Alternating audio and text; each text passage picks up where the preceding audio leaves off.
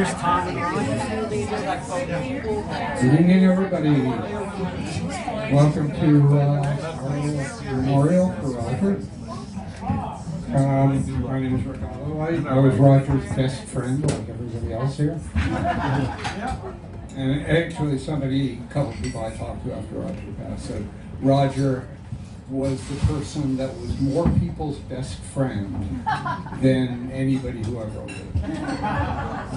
I'd known Roger for about 40 years, and we talked on the phone almost weekly, and rarely for under an hour. And, you know, Roger was just one of those guys that was so smart and had such a wide range of things that he knew about and could talk about intelligently. And so those conversations would just go on and on. It would usually start with my wife, Catherine, because Roger was a fan of old Borscht Belt comedians, among other things. And one of his favorite lines was Jerry Lewis going, "Hey, lady!" And Catherine has an incredibly authentic and great "Hey, lady!" And so Hey, lady! Hey, lady! So they would spend the first 5 minutes of every phone call would be occupied with dueling "Hey, ladies" before we got to anything else. So, but my story about Roger, and I'm going to tell you one of his tunes to just kind of kick this thing off. This is all very informal. People come up and play when they want to, or read something, or say something, or whatever. When I'd gone for like a whole decade where I wasn't performing at all, and then back in the mid-'80s, I started going around the coffee house, open mics and stuff to kind of get my sea legs back to start playing and singing again. And the first Roger, in addition to being very inviting and supportive, the very first year I went out to the Philadelphia Folk Festival, I went with someone else, another fairly well-known performer who shall remain nameless, who I kind of followed him around like a puppy the whole time, and he never introduced me to anybody. I could have been, you know, his footman for all I knew. So he'd go up to talk to the big luminary and wouldn't even mention me or introduce me or anything. So the next year I went up with Roger, and Roger introduced me to everybody. So, here's my friend Rick, he's a musician, you should listen, you know, think about him, you know, maybe you want to book him one of these years, blah, blah, blah. Not just the people who organized the festival, but some of the really great musicians who used to come up back then, like Mike Cross and Robin and Melinda Williams, who were like the nicest people in the whole world. And Roger just treated me like, you know, art is his equal, which wasn't true, but, you know, it was flattering, and it really made the whole experience much more fun, and which I think was the idea. So that was the point where Roger and I became like really good friends, and, you know, talked to everybody. Roger was friends with so many people, and he really didn't have a bad word for almost everybody. There were a few people in there. You know, he didn't take any BS. He was the nicest guy, and he was very forgiving, but he didn't take BS. So that was sort of my story and my experience. And what we're going to do tonight is we've got a number of Roger's friends and fellow performers. People are going to come up and do a song or two or 3 or 5 or whatever they want to do. In between that, a few people have sent me stories and remembrances that we can read. And that's really it. It's very loose and informal, the way, at least I think Roger would have wanted it. He wouldn't have wanted, you know, a somber, crying in our beer kind of thing. He would have wanted us to have a nice night and enjoy ourselves.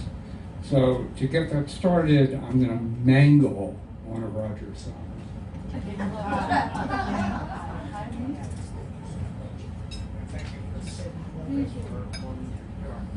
Since I moved to Florida, my guitar skills have evaporated. I know, I think I'm just going to play for the mic. Yeah.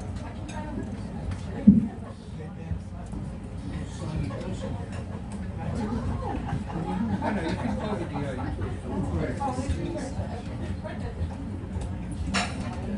The kitchen is still open, by the way. You're free to order food and order drinks. If you do that, please do it quietly.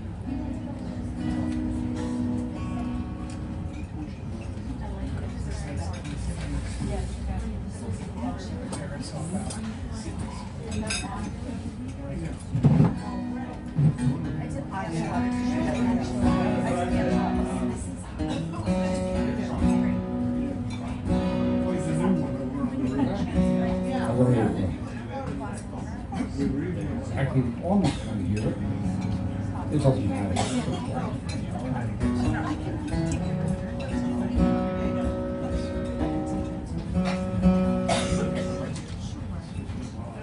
Adjust it from my eyes.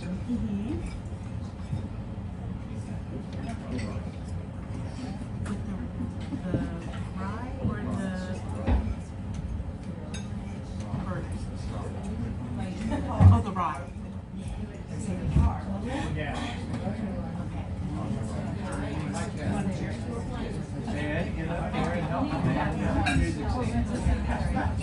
Where are the roadies?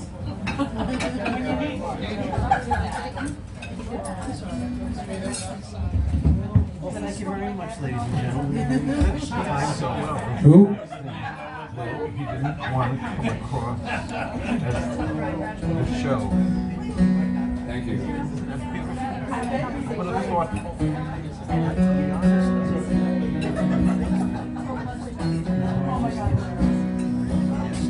So, Roger made a CD, I don't know, 3-4 years ago, something like that. It's shows he's saved got gallery. I've been thinking about He putting doesn't out, want and to didn't, finally displace did. the There's only like purpose. 5 or 6 copies here, but if you Yes. want one, please come up to Be the that back they of the table and see Val, Roger's wife, who's sitting right here, and they're $15 each. There's only a couple of them left, so grab one, grabbing's good. There's also a bound copy of all his ragtag articles in the back, but there's only one copy. So if you want to read one to the group, if you have a particular favorite, then go ahead and feel free to browse through the book and pick one out that you like and read it.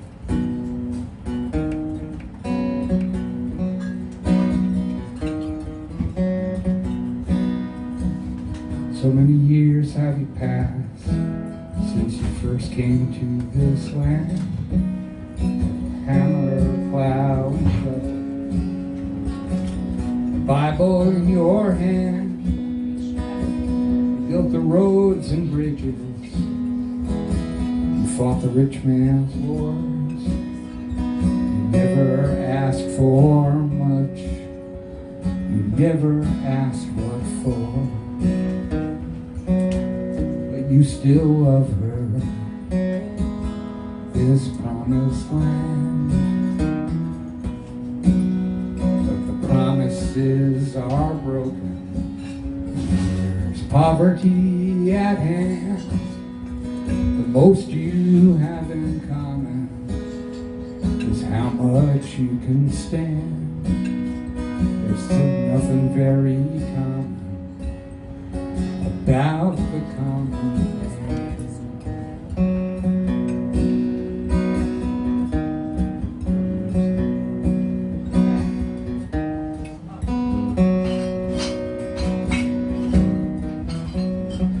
Sometimes there wasn't, sometimes you went without. Sometimes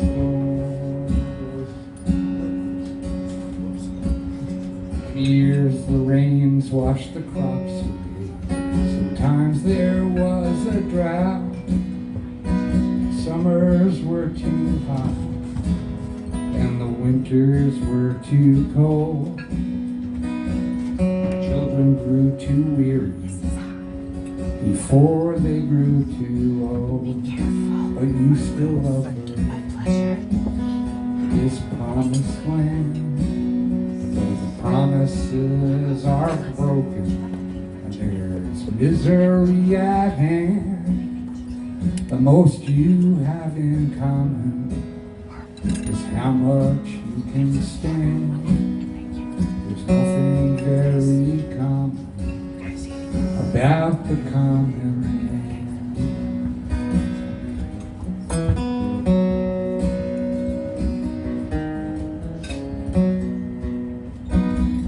Your women pick the cotton, your children work the mill.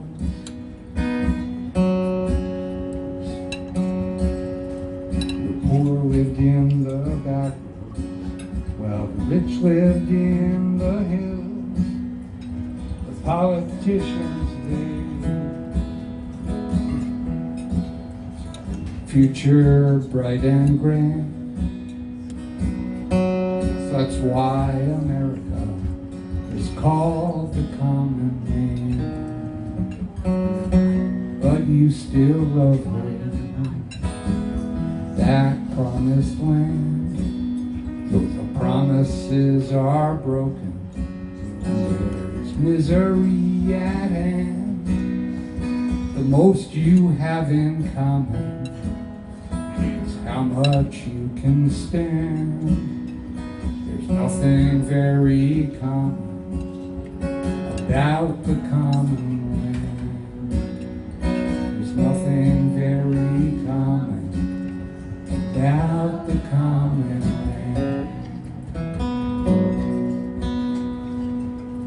Yeah.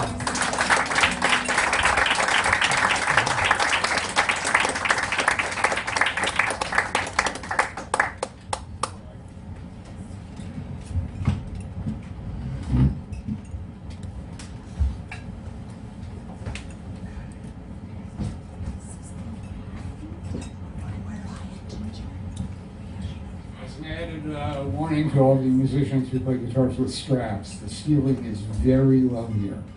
There have been numerous headstock accidents over the years.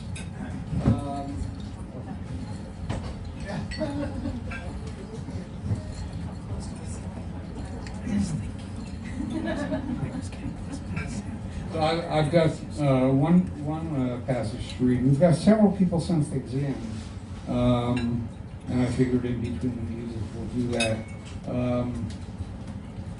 David, were you thinking of coming up next? Yeah. Okay, so I will read this and then David will come up. So this first thing is called "A Parting at Ya Shot" by Roger Deitz, or at Roger Deitz. And this is by Stephanie Legend. As a fellow wordsmith, I do not feel I can equal the prolific writing talents of Roger Deitz. And without Roger, there would not have been Ted and Stephanie. The backstory of how I met Roger stretches to around 1980-81, when I worked in New York City at Hadassah, the Women's Zionist organization. I was a blue jean wearing hippie, offbeat on a good day, with 100 Jewish mothers in the building, but there was one gal near my age, Vicki Rousman, who, like me, stood out, and we became fast friends, primarily over our musical hippiness and musical tastes. Vicki was insistent that I must meet and see in performance Roger Deitz. Eventually, we three got together, and then in the 1980s, I would see Roger in concerts and festivals, including June Days in New Jersey, with which he was involved via the Folk Music Society of Northern New Jersey. And Roger was responsible for my receiving that organization's annual award in 1992 for my contributions to folk music. But back up to September '88, by then I was publishing a regional music calendar called the Traditional Music Line. And Roger was set to appear at the now defunct but storied Mine Street Coffee House in New Brunswick, at the time being booked by fellow folk enthusiast Ted Toscos. It was there after the show. A bunch of us went out to eat and drink around the corner, and sitting next to me was this relatively quiet, handsome guy, turned out to be Ted. I won't bore you with the details of our courtship, but suffice it to say that I would not have met Ted if I had not gone to hear Roger at Mine Street. That being said, Roger became one of our hookah holders when we went in 1990. Sadly, our final conversation was over the passing of our mutual dear friend Vicki. Ted and I were shocked and sad and torn of Roger's unexpected death in December, having only just read online on his final Facebook post about his heart attack and surgery. So on behalf of Ted and me, a very loving, fond farewell, and hats off to our dear friend Roger Deitz. We recently laid stones at your gravesite, Raj. Thanks for the words, the music, the wit, the friendship, and so much more. Your sing-out columns, your sing-out column, radioactive vowel movements, forever enshrining with humor one of our beloved felines, will keep you in our hearts, everlasting in love and laughter. So from Stephanie Legend and Ted Toscos. And that ragtag that she sent along is called radioactive vowel movements. It reads, consider what you write when you make with the words. Written stuff has a long half-life. This is my warning to writers and singer-songwriters. Once down in print, recorded or performed as part of even one concert, a story or song is etched in stone. She wrote "retched in stone." As you ramble down life's highway, harder to scrape off the bottom of your shoe than a mixed metaphor or bad pun. Magazines may age yellow, but even with the dropping of a song from the old set list, there are some that never forget. Submitted for your approval, here is one from my own personal highlight zone, or should I say twilight. I had just listened to a telephone message from a friend, writer, photographer, Stephanie Legend. It is a voicemail, the saga of one of her 6 cats being radioactive, along with a detailed explanation of a substance known as radioactive cat poop.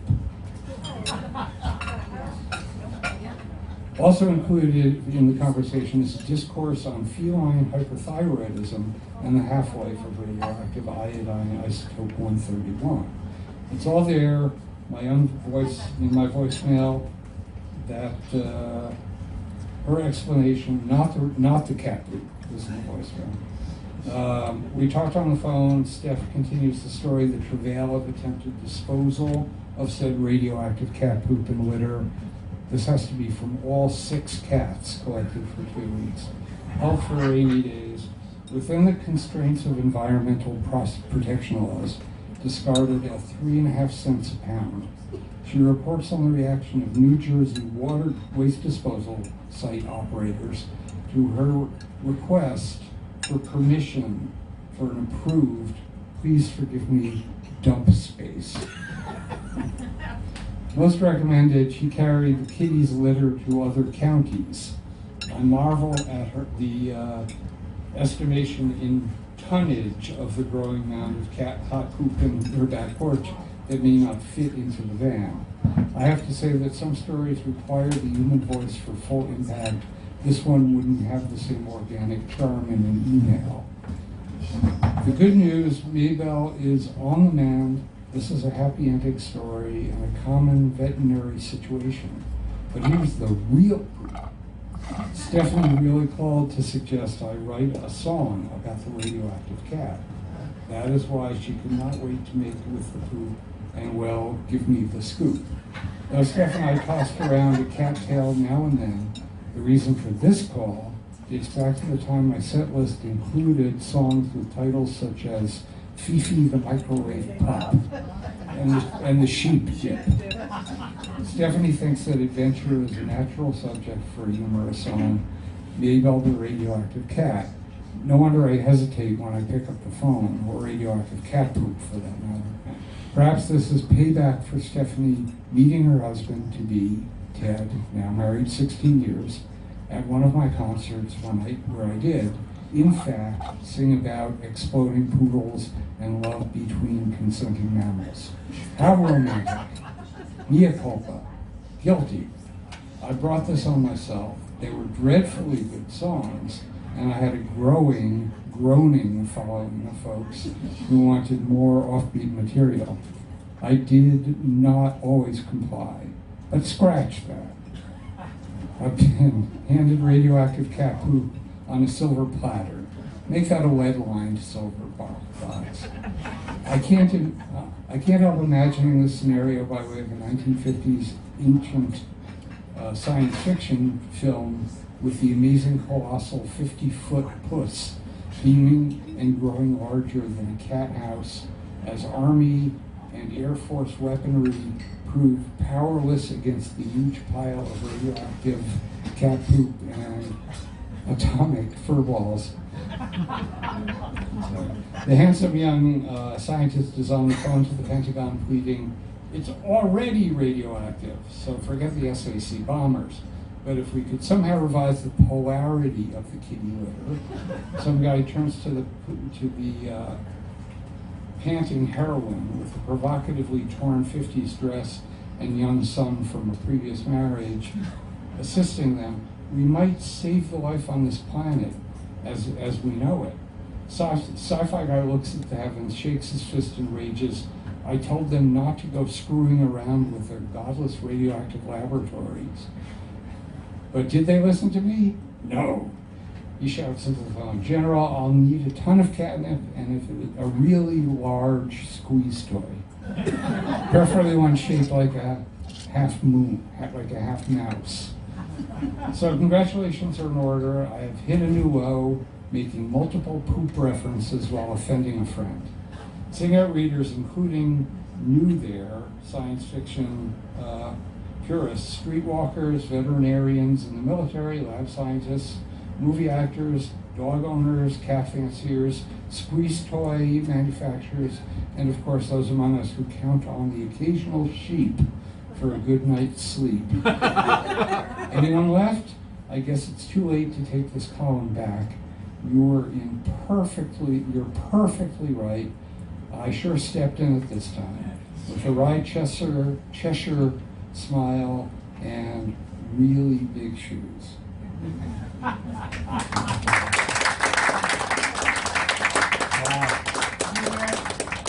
just want to let you guys know that I just texted Stephanie to let her know that right now you were reading your story about Roger and Ted at the memorial.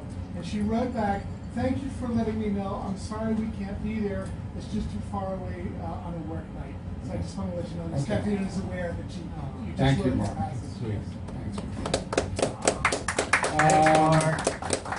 So who did I say was coming up next? David Massingill. So please welcome another old friend of Roger's, another integral part of the New Jersey folk scene, New York, New Jersey folk scene, if you can give it that reasonable description. But please welcome David Massingill.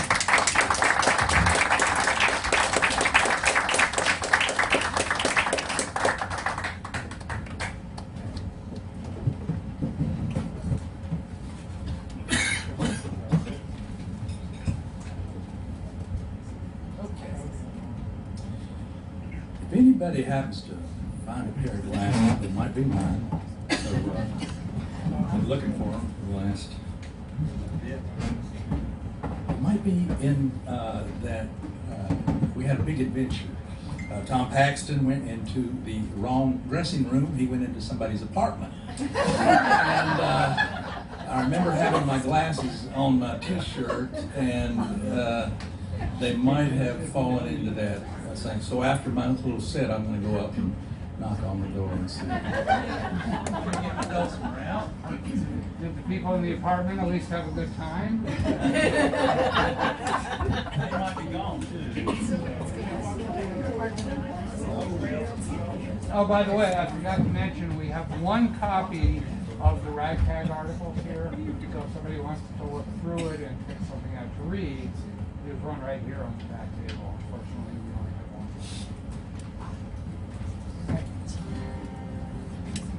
I usually get it right like that.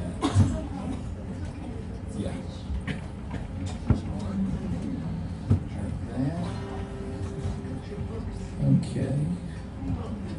Let's see.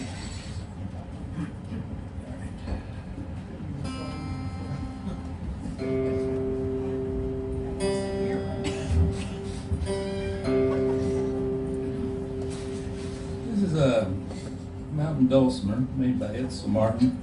They're beautiful instruments, and I love the sound of them. And also, he would put a carving on the head, sometimes a hound dog or a bird or a flower. This is a woman singing. Although Bill Morrissey used to tell me if she's heard me sing, she might be yawning. Love to have friends like that. And I got to meet Edsel a couple of times, and I collected 2 more of his dulcimers, so I think highly of him. The first time I met him, I knocked on the door. I said, "Edsel, are you busy?" And he says, "Well, I was just about to button up my shirt." So left 1 button unbuttoned, maybe 2, in Edsel's honor. And this was his favorite song of mine. It's about 2 brothers separated. Roger was a total professional. Always, I heard so many people say they were his best friend, or could have been his best friend, or so forth. But whenever I met him, he was always totally professional and very nice, and I admired him. And saw him at many festivals. Great. So here's a little song. It's called "Rider on an Orphan Train."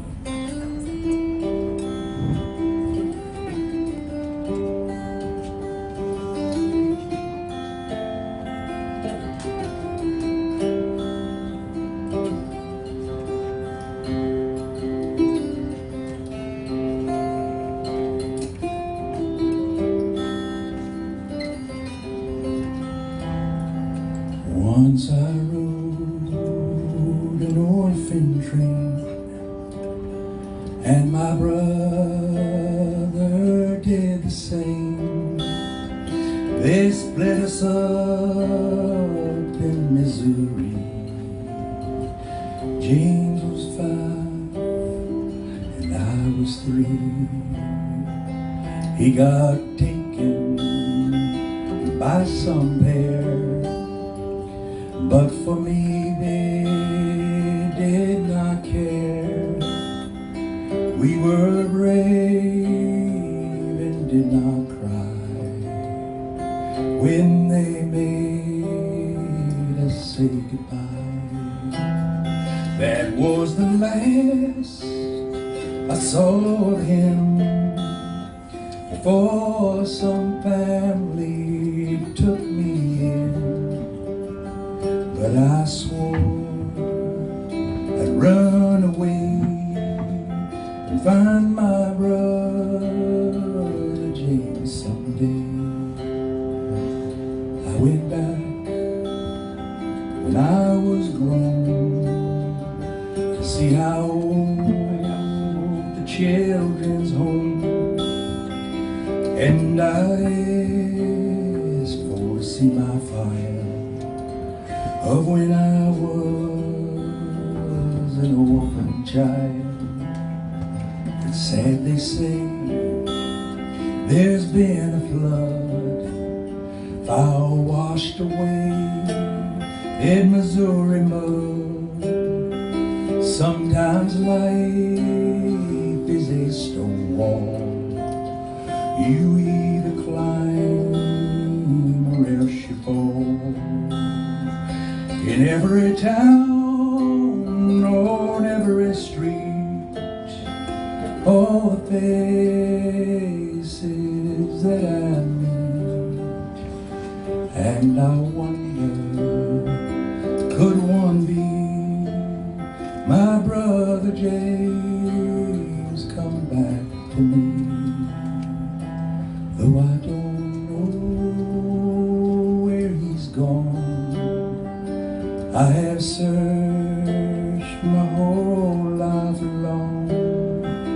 Now I roam from town to town, but there's no orphan lost and found.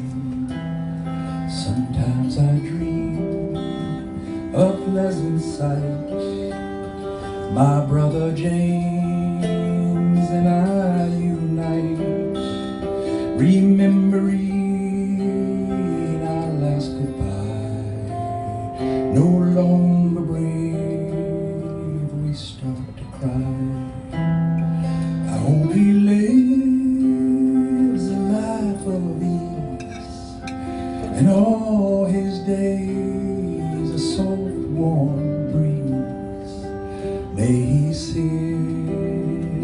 on up the road, and may never sleep alone.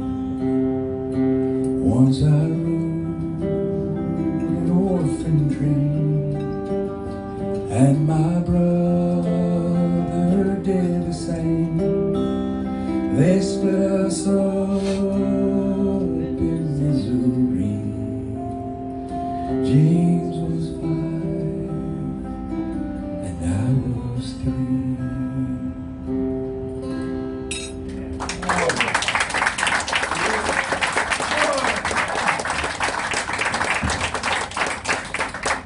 Thank you, thank you. Now, someone, I know they're not my glasses. They were kindly lent to me by someone that answered my distress, but they kind of give me, they're both. These are both, so I'm a little bit schizophrenic. Let's see. Yeah, I did that one without too much trouble. Okay. Now I gotta see which one this is. Ione or this. Let's see. All right. Lacey, this is the one you're going to come up toward the end. Okay. You're in the instrumental verse. I use the virus thing they had that we've had for 3 or 4 years, I don't know, to start going over some of my songs, little things that bothered me, you know. So I did a couple little fixes with this. All right.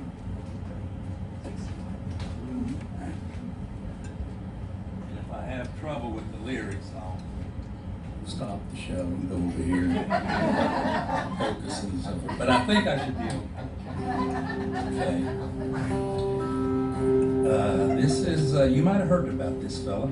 And as a matter of fact, Lacey had a lot to do with me writing this song. She told me a story about when she was very smart in high school. They sent her out as good neighbor things. They sent out all these students all over the world.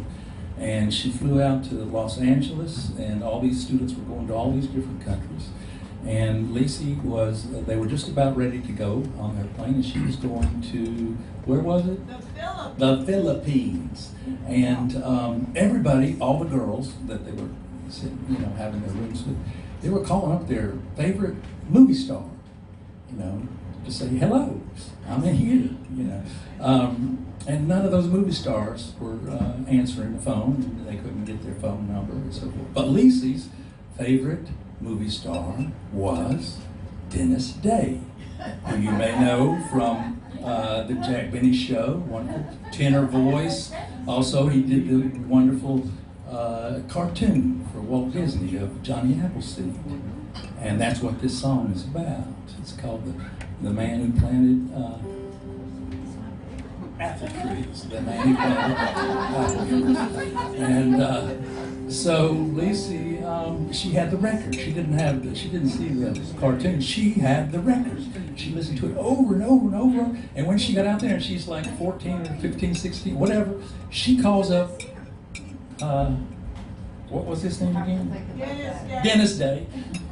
She calls up Dennis Day. He answers the phone. And she told him that we girls are all calling up our favorite movie star, and you're mine. Is that cool?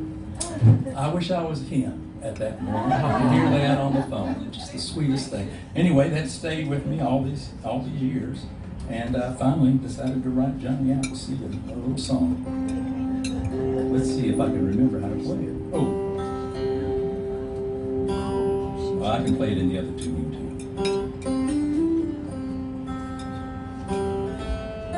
There it is.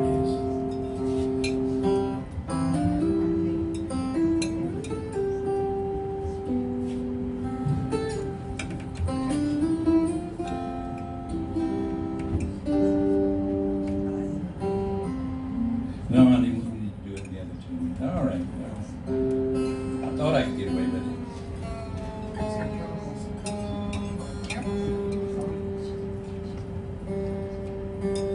Okay. All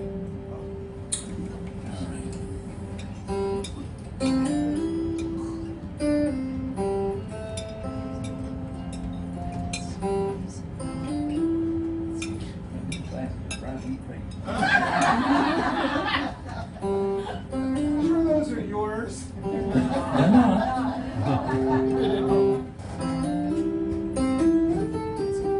No chorus in this one.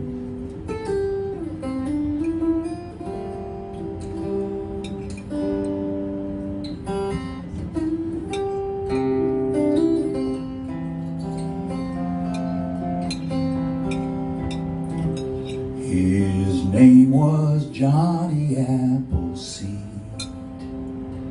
He was a friend to all in need. He wore a must.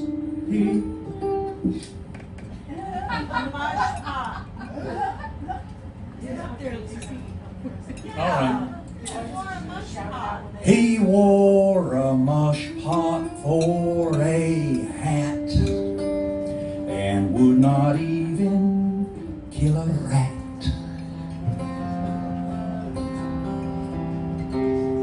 Some thought he was so very odd, the way he spread the word of God, a God that made room for us all, no matter how big or how small.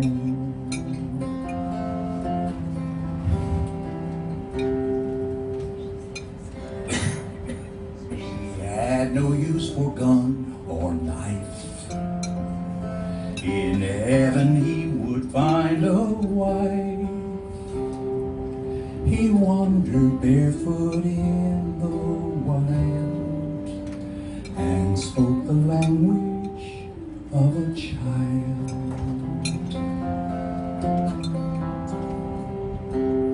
To the Iroquois and Cherokees, the man who planted apple trees was touched by the great Spirit's guide, and by his deeds would never die. You can hum it with me.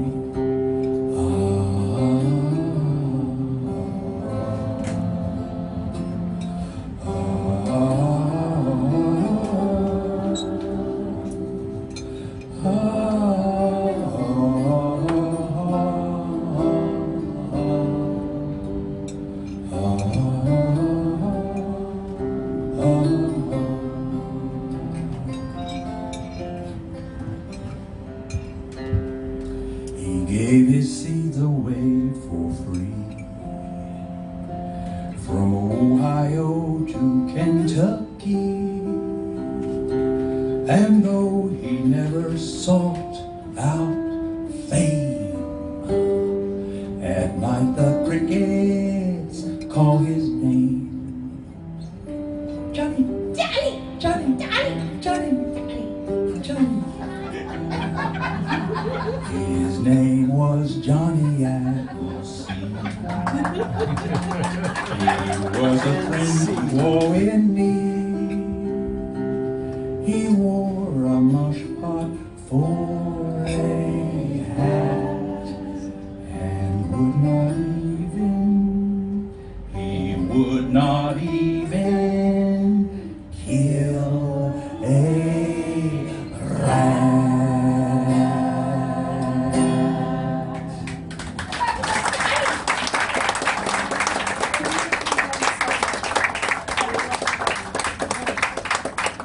Thank you. I'm gonna make a different, what else? We do this one, a cappella. I've been touring with Dave Van Ronk a number of times, and he did things a cappella all the time. This is a brand new song, and it's about something very precious to me. The time Lucy and I finally got together somehow. It's a play in 3 acts. It doesn't take as long as a play. It takes about a little longer song, but it's 3 acts, and I'm going to do it a cappella. Act 1. A remembrance. Act 1. The play.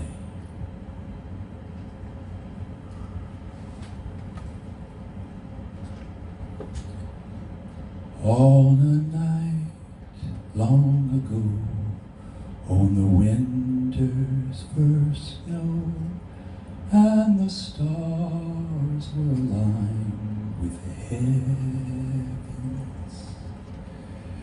High up on the marquee, I just happened to see a name I remembered from high school.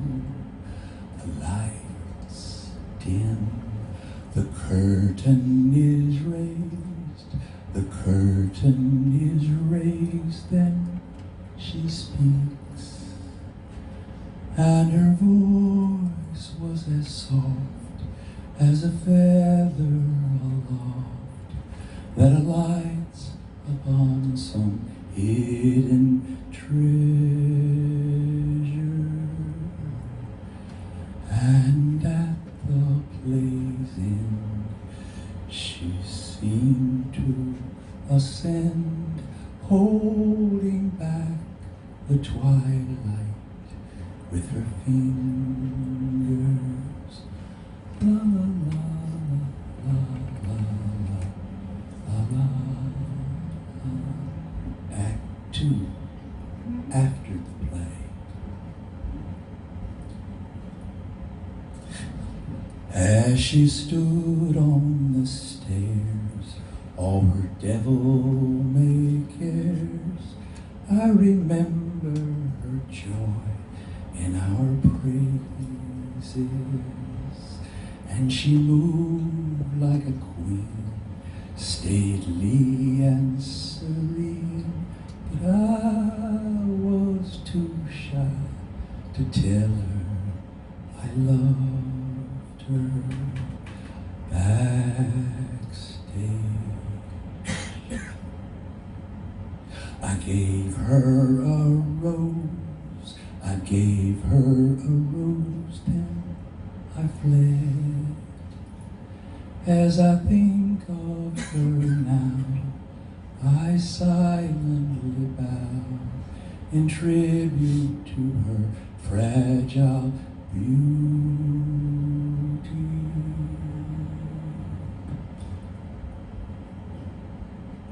Deep where I'm buried in the graveyard of chagrin, how I wish,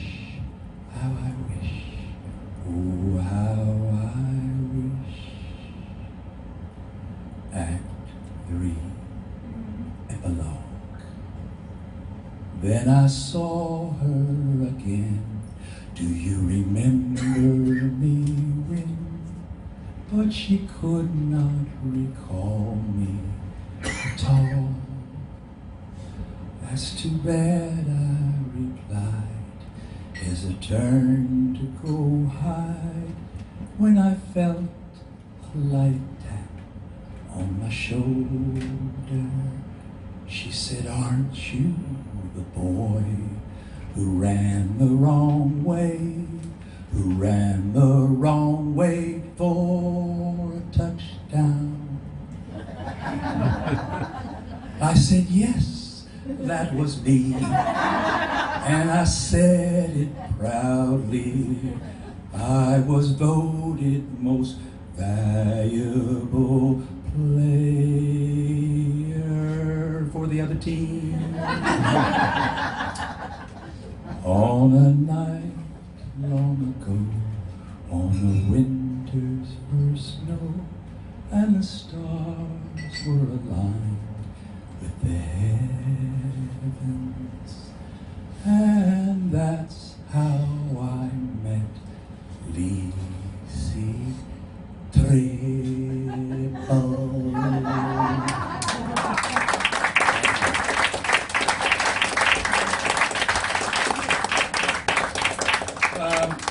I'm going to take my lead now. I do have, believe it or not, a few CDs and bootleg CDs, and plus I have these little books that I made. I have all 15. I'll just show you how they are. And by the way, Dave Van Ronk is part of that. He invited me to go to, oops, there it is. It's an accordion book.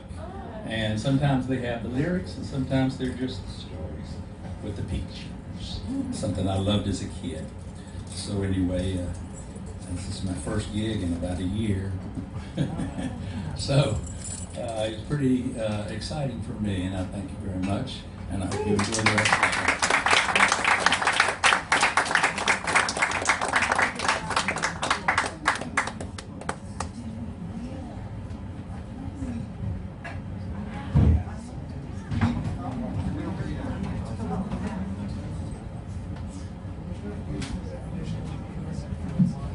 Let's have another little round of applause for Mr. David Maxwell. Coming out. It occurred to me that my sister-in-law is a retired optometrist. So, based on my experience with David's, we might have to enlist her before the night.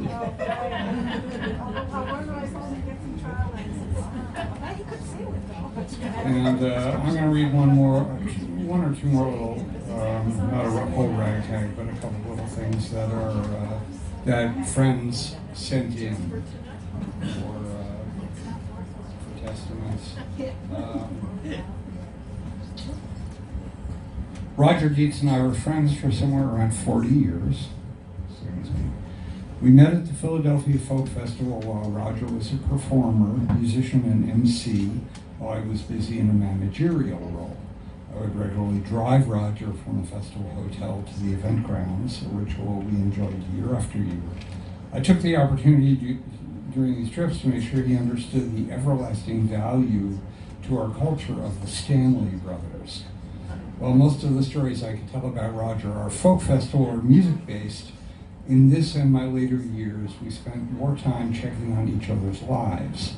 Roger suffered from a few types of neuropathies, some of which were no more than a nuisance, but he developed a condition where he would see sparkles of light in his eyes. Whenever he got another opinion as to what to do about this, he would call and want to discuss the pros and cons of proposed treatment. I think the worst of it for him was the effect it had on his driving. Mostly, we talked about music and the instrument collection, his and mine.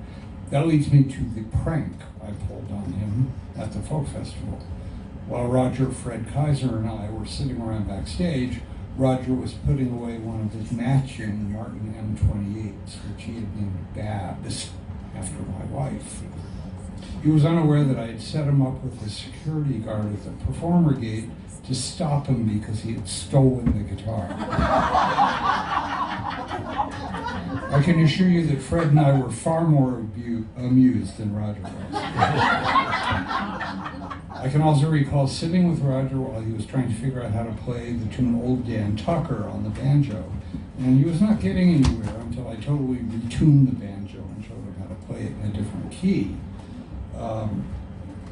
I asked him about the fascination for the tune, and he replied only that he was working on something, and I later learned that he incorporated the tune into his song Grandpa's Knife. Though he played it on guitar in his ever-present key of B flat. He sent me an advanced copy of the recording and blamed me for it. But Roger was a very sneaky songwriter. Oh my God. They've been found. Okay. And now begins the silent auction portion of the evening. David, do your set again. Where was I? Roger sent me an advanced copy of the recording and blamed me for it, but Roger was a very sneaky songwriter, to which the album Love Songs Now and Then, which I talked about, we have a few copies here, will attest. My favorite on the record was Dance at Sally. One night at a concert in Levittown, Pennsylvania, PA sponsored by Roger's dear friend Sue Deckert, Roger made the mistake of asking for requests during a pretty serious portion of the performance. A voice shouted out, "Play the one about the old Indian broad." Guess who? And he did. And I learned about Roger's heart attack the very way most of you did by his Facebook post after he was home. I called and got a voicemail and did not think much of it, and until a day or two went by, I emailed and hoped for some sign of life in a reply, but not long after that the news came. Roger was a brilliant writer, a musician, a man smart enough to not practice medicine, though he had the training, and above all a good friend and one whose memory is a blessing. So that's from Andy Brownfeld.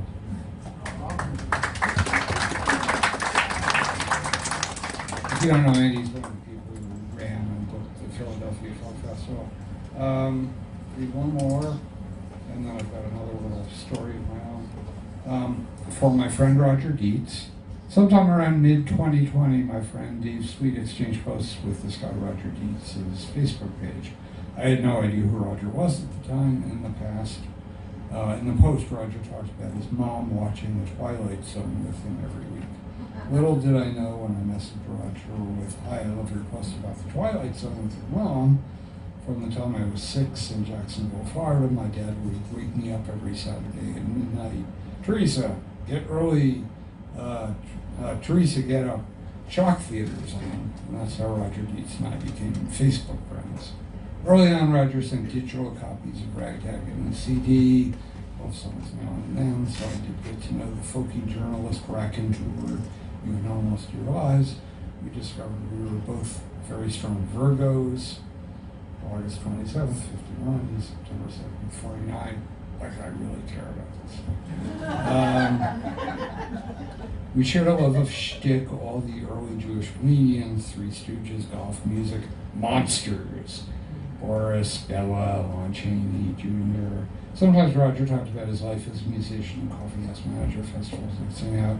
His passion for all that he loved, including all of you, would speak with during the day to help with his healthcare questions. Early in 23, Roger decided he needed new towels, but not the thick, luxurious type, but the thinner towels he preferred. He was a beanpole, 6'3" and 180 pounds. Because of his health, driving too far from home wasn't an option, and because most of the stores that carried his preferred towels were too far, I offered to do some shopping for him. So off I went to Walmart with my phone in the store, lining up the colors and types of towels that he wanted, taking photos and sending them to him for choosing. We talked about old cars, air filters for his 2002 white Taurus. I have a 2001 Beamer. His air filter story was hilarious. I suggest he write up the story for his Facebook page. So many stories that were simply about life. I knew every one of his medications. He talked about that very little. He talked about family and friends, which is how I know how many of you, who many of you are, and how much you meant to Roger. Some I reached out to share his words with you after he passed. Sometimes we find it hard to tell someone how much they mean to us until it's too late. But be assured that every one of you listening to Rick, read my words, how did you know I was we're so special to Roger. We were finally able to meet for breakfast on Saturday in 2023 at the Livingston Diner. I've never laughed so much over French toast, nor he over eggs over easy and potatoes as I did that morning. Roger leaned across the little table with a glint in his green eyes. "I'm a Jew." I leaned back. "I know." We messaged several times a day and never went to sleep without a good night from each other, and promised to say good night until one of us couldn't. The morning of his heart attack, Roger messaged me, "I've been up since 2 a.m. not feeling so good." Because of his health issues, this was not an unusual message. So I replied, "I hope you feel better as the day goes on. Keep me posted." This was around 9 a.m. He always messaged me throughout the day if he wasn't well, updating me or just, "How is your day going?" When I hadn't heard from him by 2 o'clock, I sent, "What's up? How are you?" Nothing by 5 p.m. And now I'm getting a bit frantic. Tell me what's going on. I hope it's nothing more serious. At 8:30 at night, he called and said, "I've had a massive heart attack." My heart froze, my hands went numb as he described the angioplasty, which placed 3 stents in his heart. He said his docs were confident he would recover. They felt it would improve over the next few days. I won't go any further with this, but we all know the outcome. I will tell you, I've never read anything in my life that brought me to my knees as much as Randy Poe's post that Roger had died. I'm so very sorry I'm missing Roger's celebration of life tonight, and grateful to Rick and Catherine for hosting and planning this event for our sweet friend. Roger, you came into my life for a reason, and I believe I came into yours for a reason. There are no coincidences. There is a huge place in my heart where you will always abide. Peace and love to you, my sweet friend, until we meet again. And that's from Terry Bohannon Petrovitz.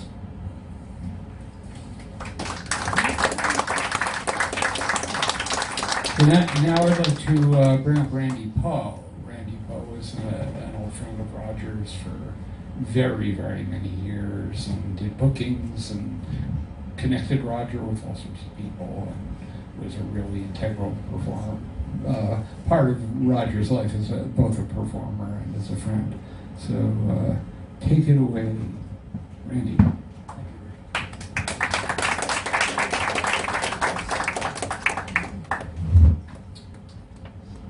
Hi everybody.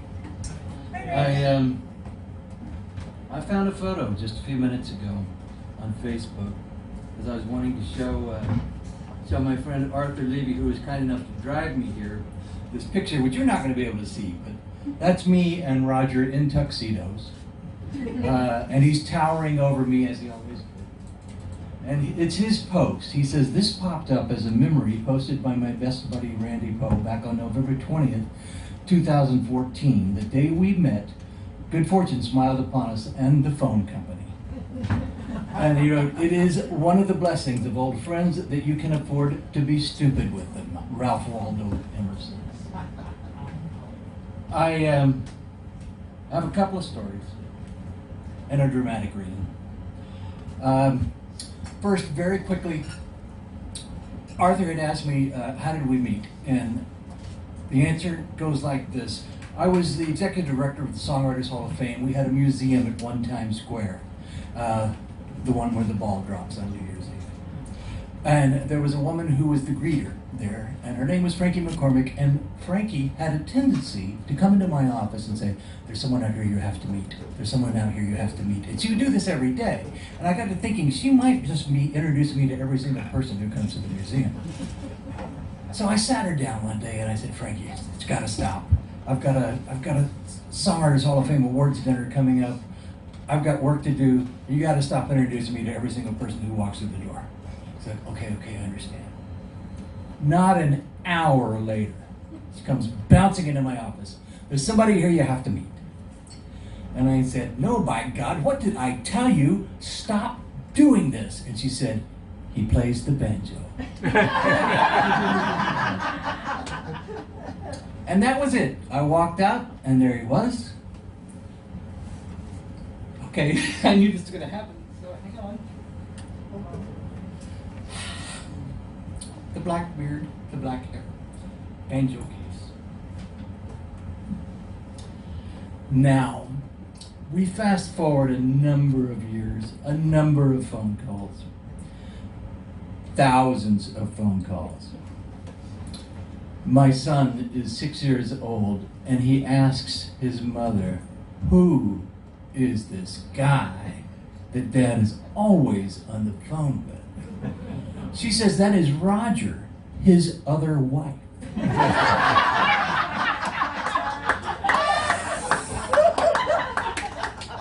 He goes to school. One day, his teacher says to the kids, "Who knows who Mr. Rogers is?" My son raises his hand and says, "He's my dad's other wife." It took a lot of explaining.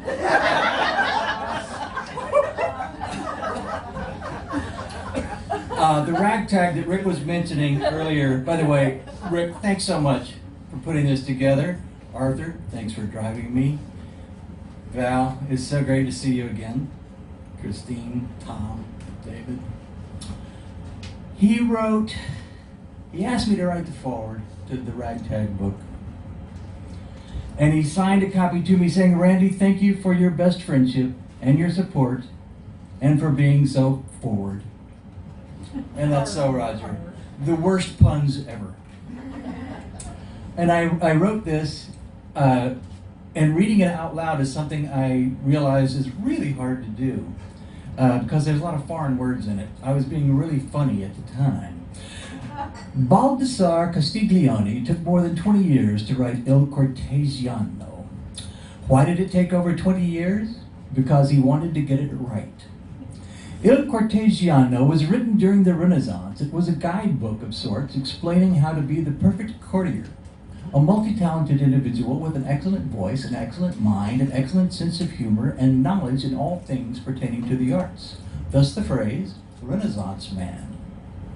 Roger Deitz is a true Renaissance man, the perfect courtier.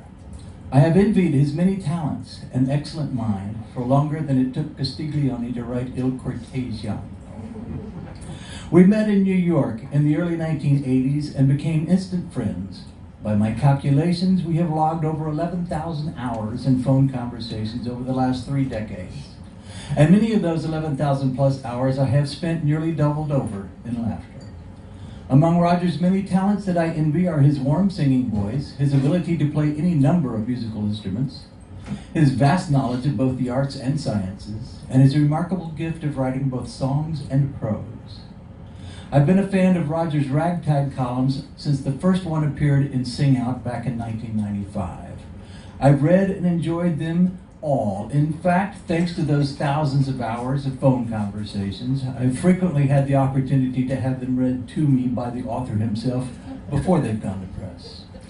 This is a collection of more than 15 years worth of ragtags. Every column is an entertaining glimpse into the excellent mind of Roger Deitz, the Castiglione of folk euphony. And why did it take over 15 years? Because he wanted to get it right.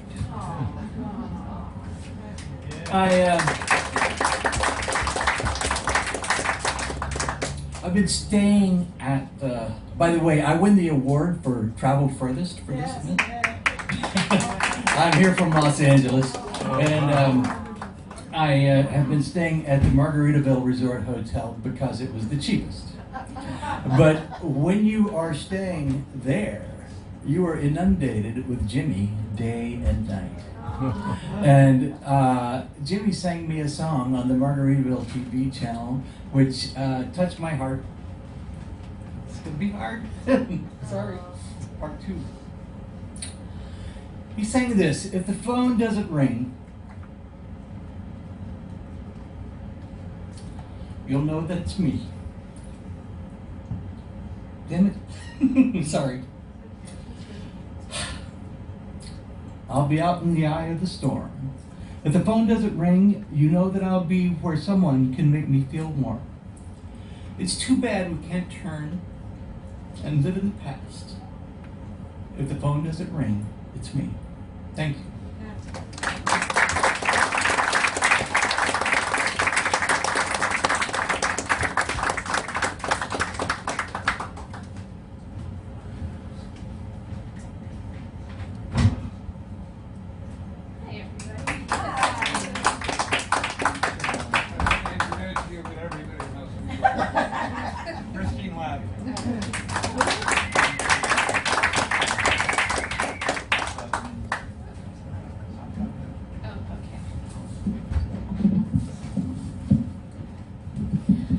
I'm very happy whenever I come to Piermont because one of my favorite artists lives here, and her name is Betsy Francofini, and we have done 2 books together where she took a song of mine and turned it into a children's science and music book.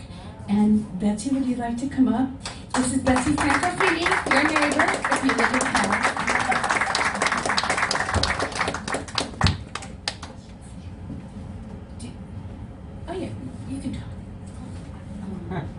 Okay.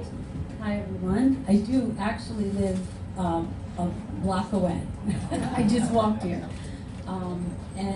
Just one day, I've been a fan of Christine's for over 20 years. And I approached her after, I'm a children's book illustrator for like 30 years, and I approached her and said, "You want to do a book of your song Amoeba Hot?" And so we did that, and here it is, and we won a science award by doing that. And here's the most amazing thing that happened recently. I go to the schools and do programs at the schools. Do you see the little girl here?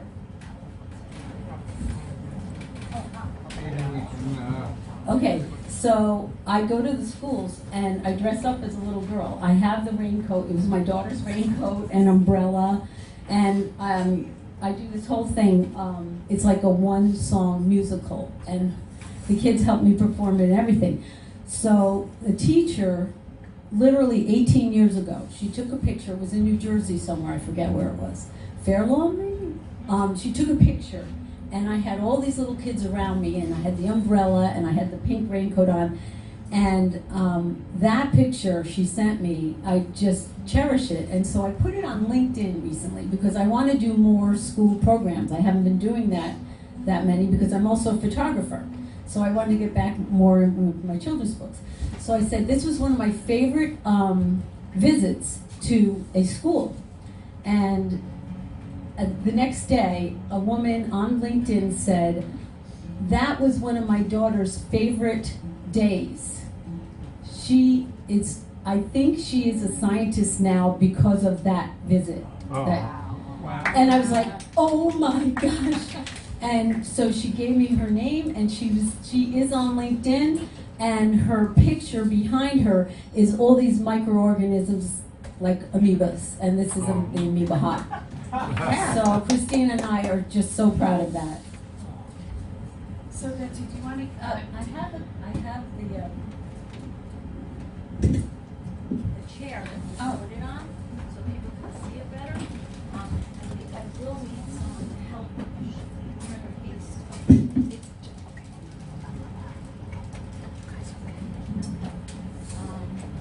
And we also brought four Val's great nieces from London, or from England, that are coming to visit, and we autographed them so that they each get a book. And they come with CDs. And you knock over the. Okay, we need a volunteer. I don't know. Yeah. Thank you. Oh, John McAvoy.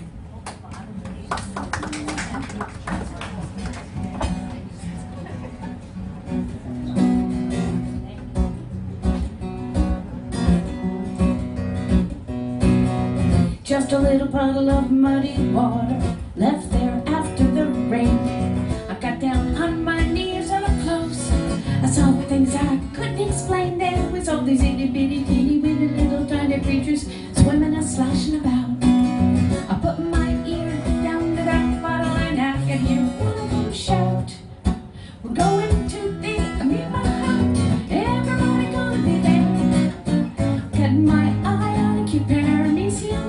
You know, the one with the wiggly hair, rocking and rolling and shaking ourselves, flapping us silly all over.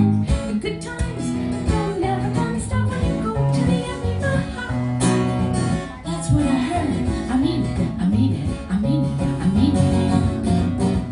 Then I spied a shy protozoan swinging off by himself. He was looking for a partner to shake a leg with. Everyone was dancing with everybody else, so he was so lonely. To Mother Nature showed him what to do.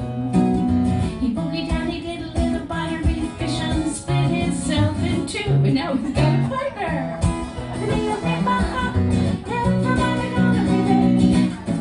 My nucleoli, have you ever seen such perfect hair? Rocking and rolling, shaking ourselves and slapping us silly all over. Good times, you're never gonna stop when you go to the amoeba hut. Good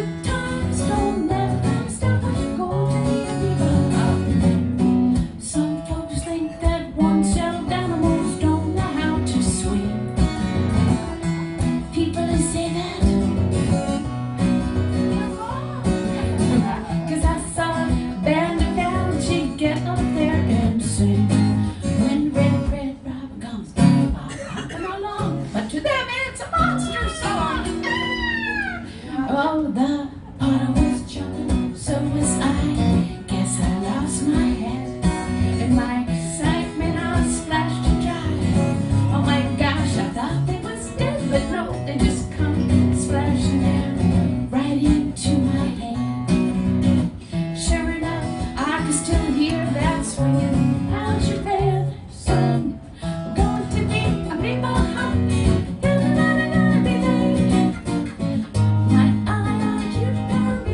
Look at the hair, girls, look at the hair. Rockin', rollin' up, shaking myself, flapping up for joy all over. All the good times, they're never gonna stop when you go to the Amigo.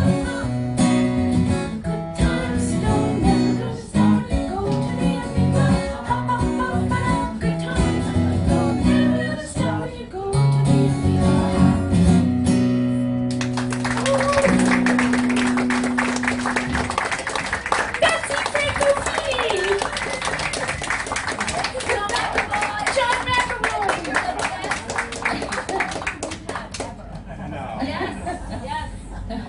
I've never done it before.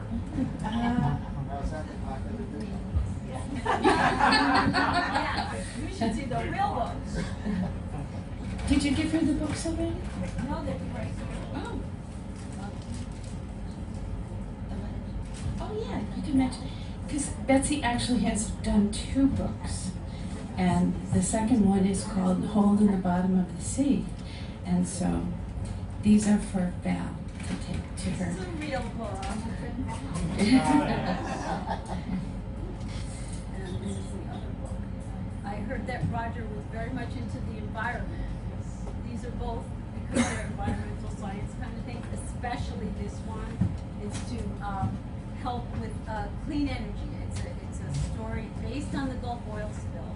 Christine wrote an incredible song about a hopeful tale about how with clean energy we can help the wildlife that was oiled during the Gulf oil spill. So we have 2 of each book for the 4 little ones that you have in your extended family.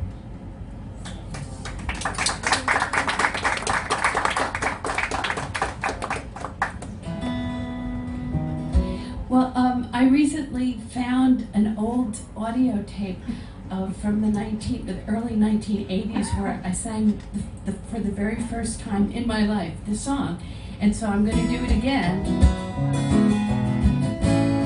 because it's grown a lot since then. It's about falling in love with somebody that I had nothing in common with. Is there anybody here in that situation? Want to raise their okay. It's a good way to let them know. Oh, yeah. I am at the opera. I don't like the opera, but he loves the opera and I love him. I follow the libretto and follow the conductor when I follow the plot. My head begins to spin. I don't understand a word, even when it's English. Everyone around me says this is the. I don't like the opera. Look, I'm at the opera. Good thing he can't read my mind. How long did you say this opera was? 16 hours. Oh, what a treat. Now I gotta stop right here because you can imagine I've sung this in many places. And one of the places I sang it was at Birdland for their Monday night open mic. It's been going for 20 years. And there was a guy at the bar named Rene Ruiz from a vocal group called Toxic Audio. And he called me over after I did the song. And he said, you know, you should write a version of that song for a man to sing. Because it's not just women who do stupid things in the name of love. Men do too. Is that true? Well, I took the challenge. So I wrote this for you guys. And this is called Good Thing She Can't Read My Mind, a Dude's Eye View.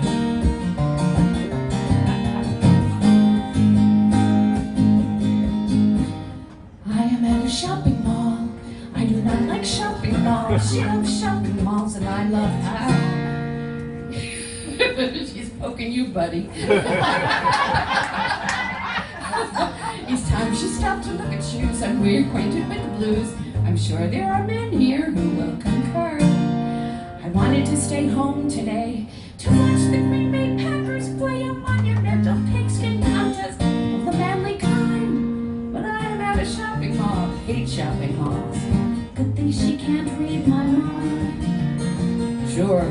hold your purse while you try that on? No, I don't think that dress makes your butt look big. I am at a craft fair. I do not like craft fairs. She loves craft fairs and I love her. There's origami, topiary, face painting, scrapbooking, and my favorite, dream catchers. What the hell's a dream catcher? What the hell did they compose? Mara's dancing, I need something I can hide behind. I can't stand craft fairs. Look, I'm at a craft fair. Good thing she can't read my mind. Make my own soap? How did you know that was my dream? I'm not complaining, I'm just making observations. Expanding your horizons is a sign of sophistication. Now I'm in a Pilates class every Sunday morning. Dressing up like a boxing overcome me without warning. I am at a chick flick. I do not like chick flicks. She loves chick flicks and I love her. Oh my God, it's a double bill. They were really feeling ill. It's beaches, followed by the way you were. I am in an awful mood. I'm eating awful food. All I wanted was to kick back and unwind instead of at two chick flicks and give me $100 to kill me. Good thing she can't read my mind. Tomorrow night is terms of endearment and Barbie. Oh. So if you see me at a chick flick, see me in a craft booth, see me in a shopping mall wallowing in despair, don't feel sorry for me, I must be in love by a hell else. Would I be there before I met her? Life was dull. I never took any chances, but now I live every opportunity I find. Can't stand craft fairs or chick flicks or shopping malls, but maybe I will in time. Maybe I will in time. What? Go with you for the entire weekend to London for the Downton Abbey napkin folding competition? I would love to.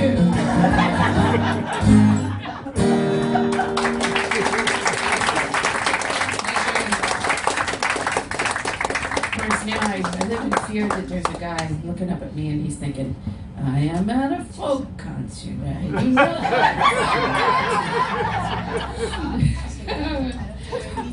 Well, I'd love to close my set with, and sir, in the plaid shirt, you must come up and join. Why do you keep looking at me?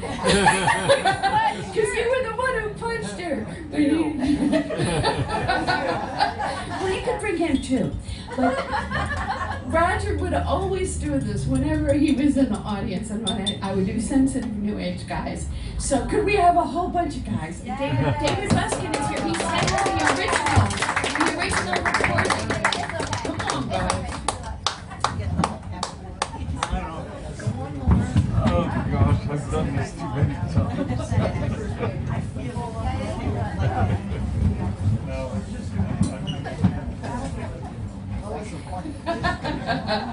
Oh, this is so can you bring your friend? Is that your friend with the plaid shirt? It's too late. You're sitting at the same table. Yes, you know each other. Okay. What? Oh, okay.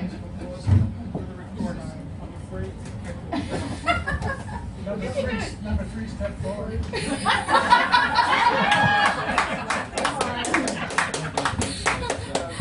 Oh my God, look at this. Look at these girls with their cameras. It's like the paparazzi. Oh, there's a dude.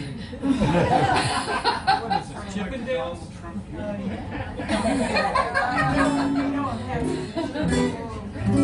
Okay, first we have to teach them the part. It's really easy. It's just 4 words. It goes like this. Sensitive New Age God. Oh, good, you know it. But here, we'll have the rehearsal anyway. When I say now, sing out those 4 words in a loud and manly way. Here we go. Now. Sensitive New Age guys. How is that?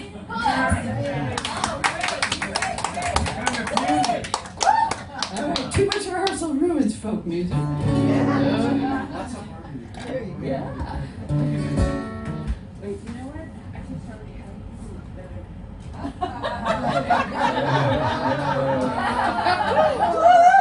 Where's David Massengill?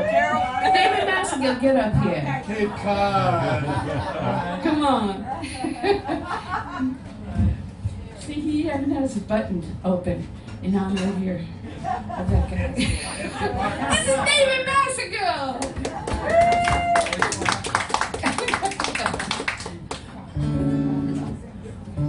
Are you guys ready?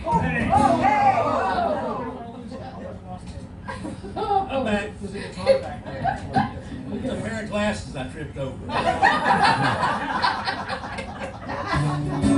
Are you guys ready? Are you guys ready? Who like to... No, not yet. You want to give them reason to live. No, you build up to it. Who like to talk about their feelings? Sensitive new age guys. Who knows that if you kiss a boo-boo, it starts healing? Sensitive new age guys. Whose dream car is a hybrid station wagon? Sensitive new age guys. Whose favorite song is Puff the Magic Dragon? Sensitive new age guys. Who like to cry at weddings? Who think that football is so very upsetting? Whose favorite place to hang out is a shopping mall? And the movie Castaway, who cried for Wilson? The volleyball. Everybody do that with him. Everybody stop.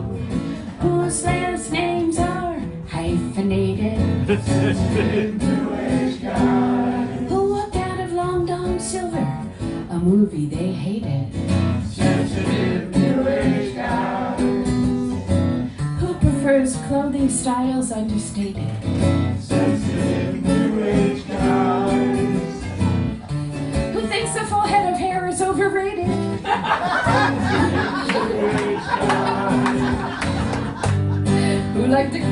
Who think that red meat is disgusting? Who think the UFOs channeling the dusting? Who wears Stevie sandals with black socks?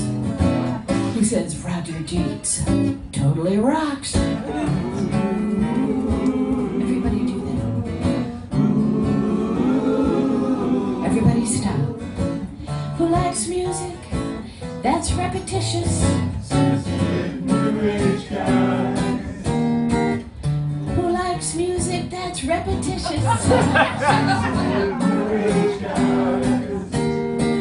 Who used to be wild men? No. Who's concerned about your orgasm? Sensitive new age guys. I appreciate that, but he did not sing. David Buskin! You sang on the original. Why wouldn't you sing on that line? Sorry, I didn't want to fake my response.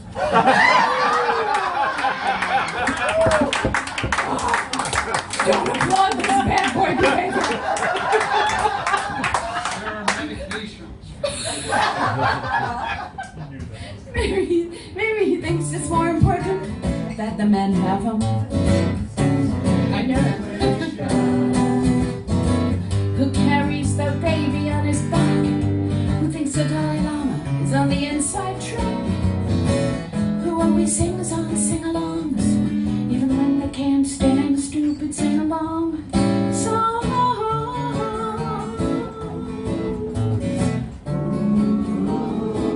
Don't you love to see their lips in that position? Let's see what else we can make them do. You, Dwayne, on the end, can you start the wave like at a baseball game?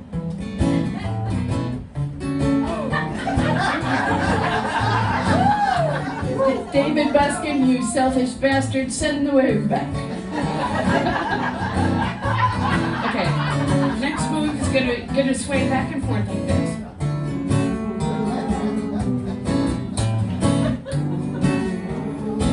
And snap your fingers.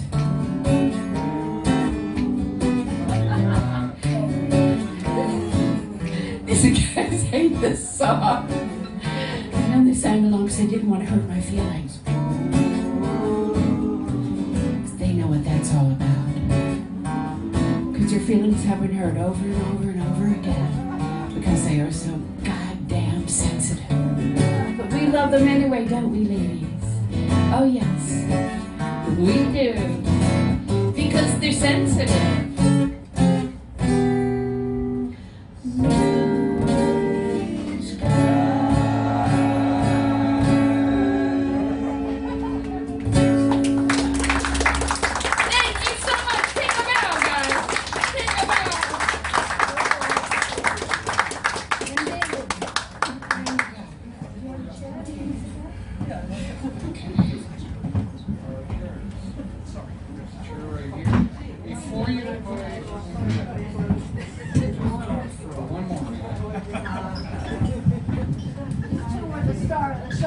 So Dave's up next. Please thank Christine Levin for and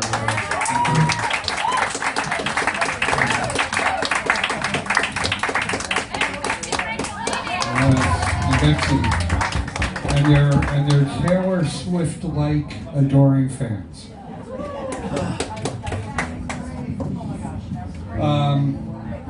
Just want to tell one quick story that's not really from the from Rogers, but it was inspired by Betsy's and John's page turning, which reminded me of when I was in college and I was studying classical music.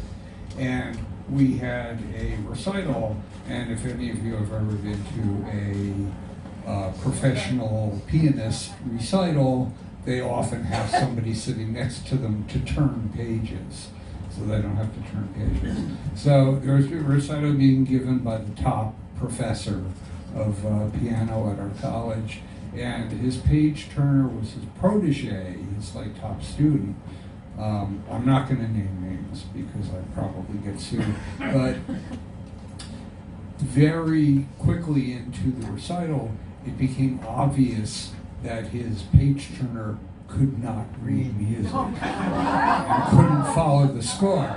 And the pianist himself had a very sort of bodily expressive way of playing the piano, where he'd lean in and lean out. And every time he leaned in, the student, the page turner, thought it was getting to be time to turn the page. So he kind of tentatively reached for the corner of the page, and then the guy playing the piano would lean back and kind of like, oh. And this went on for the whole concert. And it was just amazing. And my friend and I, who were there, ended up laughing so hard that we had to leave because we were disturbing the audience. We were in those kind of like uncontrollable giggles that you can't stop. And we were guffawing, and finally we made it out into the lobby where we just collapsed and other things. The other story I wanted to tell you real quickly was that one of Roger's ragtags, and I'm not going to read the whole ragtag, but maybe my favorite one was when he described that he had been assigned to interview Willie Nelson. Yeah. And he had to wait in line with all the other people who wanted to talk to Willie Nelson to get on Willie Nelson's bus and interview him. And he was really nervous. And finally his turn came and he gets onto Willie Nelson's bus. And Willie is as nice and friendly as can be. And the very first thing that happens is that Willie hands him his bottle of Jack Daniels to take a swig out of. And Roger is completely, just panicked about if he were to wipe off the neck, I really think that was, like he was being kind of wimpy or impolite, or whether it was just like basic health sanity to do that. So that's one of Roger's great ragtags, and one I always admired because it's just, I don't know, it's a thing. Anyway, here is David Buskin, friend for a long time, from Rogers, wonderful guy.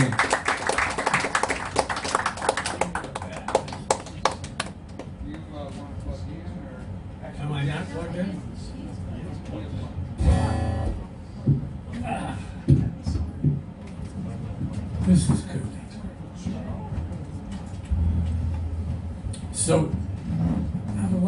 different feelings, as I always do with these unfortunately more and more common events.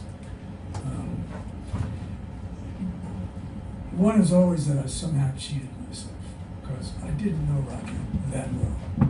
And having him recreated for everybody tonight makes it hurt a little more than it would have. I felt the same way at other people's memorials, or just hearing of their deaths. How could that be? I mean, we had more to do. But that's the way it goes. But Roger and I did bond over humor. We both liked it. We both loved it. Both produced it. We liked shtick. I could trade any Youngman jokes with him. He'd say, my hotel room was so small, and he'd say, I put the key in the lock and broke the window. And he'd start one, it was so small, I had to go out in the hall to change my mind. You know? The mice were hunchback. You know? We both had an appreciation for the finer things in life. And he used to come and see my geezer group for the few years that we performed. It was called Modern Man, and we did only stupid stuff. He let me know that we were on the right track. And now, actually, I've been blessed again. I'm part of a new stupid song operation with Christine and John Forster and Robin Beto, and some other people, sometimes Julie Gold. It's called April Fools, and we do stupid songs. And I always, Christine sometimes mentions Bono in one of her raps. So I remember this Bono story. Apparently he was at a concert going like this. So every time I do this, somewhere a child dies of starvation. And a voice from the back goes, "Why don't you stop fucking doing it then?"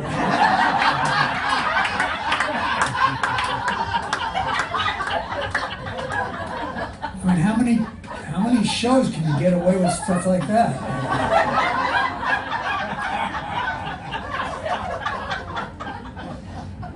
Yeah, it's such a joy to do funny stuff, and thinking of Roger and his quick wit and ready smile and appreciation of my nonsense makes me feel very warm towards him. Yeah. So anyway, I'm sorry I never got to do this stuff for him, because I think he would have liked it. One of the guys from the group at Modern Man, Ron Carlson, told me that some very famous songwriters have been re-lyricking their hit songs to reflect the graying of their audience. Did they buy that? Is that really happening? That is the question. So I found some examples of this music. Hello, darkness, my old friend. I stood up too fast again. That's about how long they are.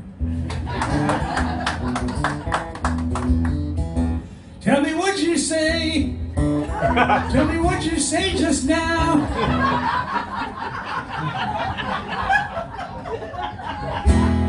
Please help me, I've fallen.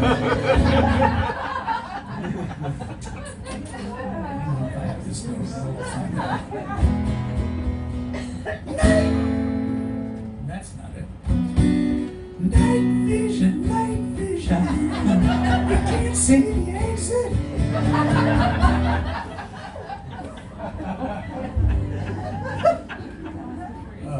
I just wrote it in my mind. Let's see if I can remember. Our home is a very, very, very fine home with interns everywhere who strap us to the chair, then fill us full of prunes till our bowels explode. I have to work on that one.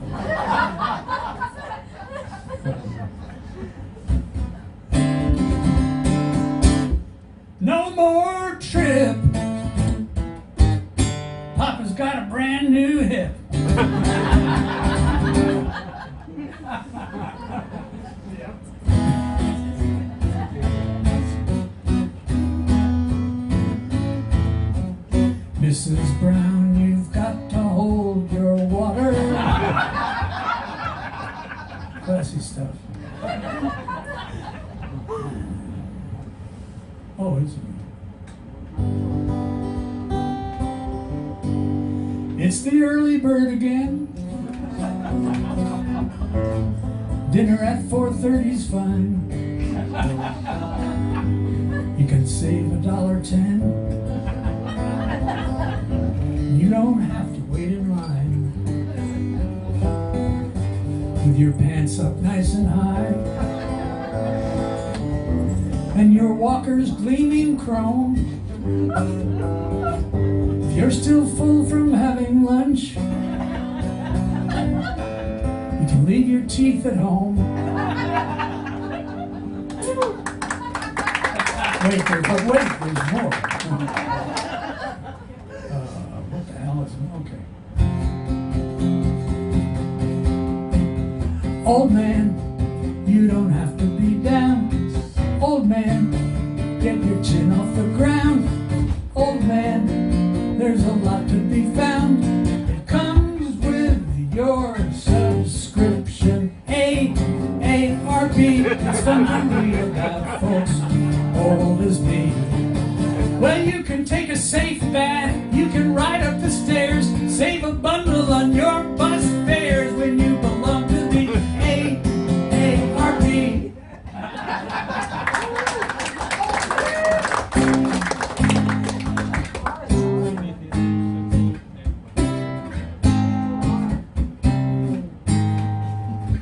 Gallbladder. Dun, dun.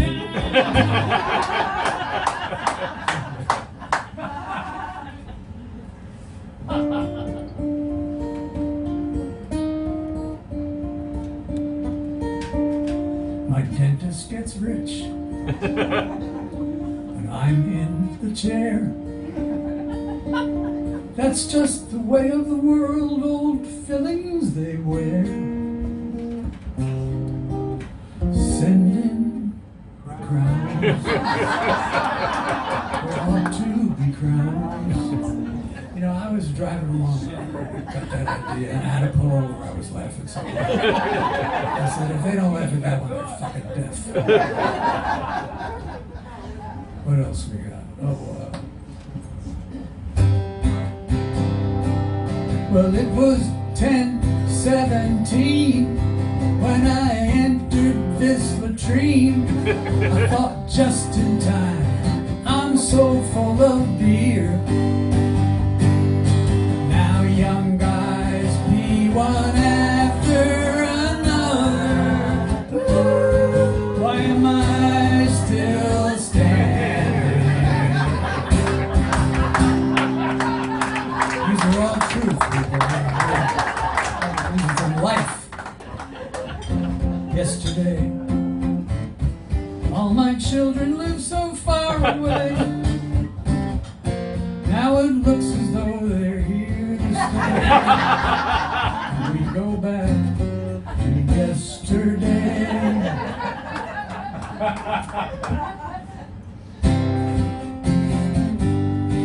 How does it feel? I said, how does it feel to be all alone? The nurse is on the phone. No one hears you groan, and nothing makes you moan like a kidney stone.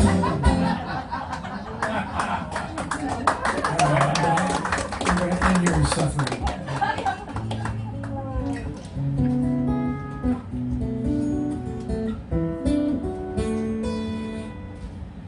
Try to remember.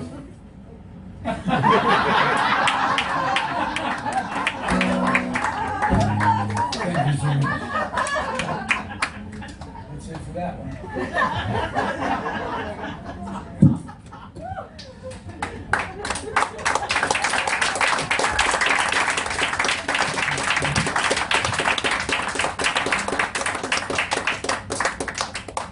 Roger gave me this book.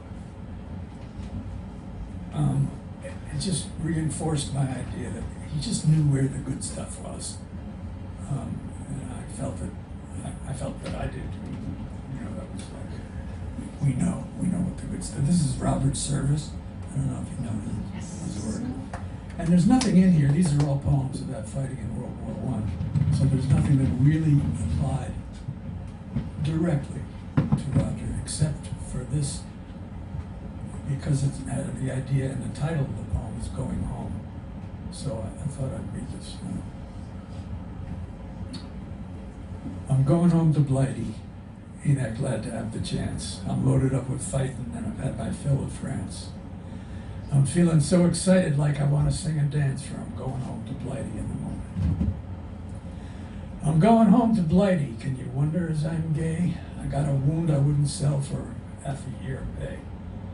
An arm that's smashed to jelly in the nicest sort of way, so it takes me home to Blighty in the morning. How everlasting keen I was on getting to the front. Had ginger for a dozen and I helped to bear the brunt.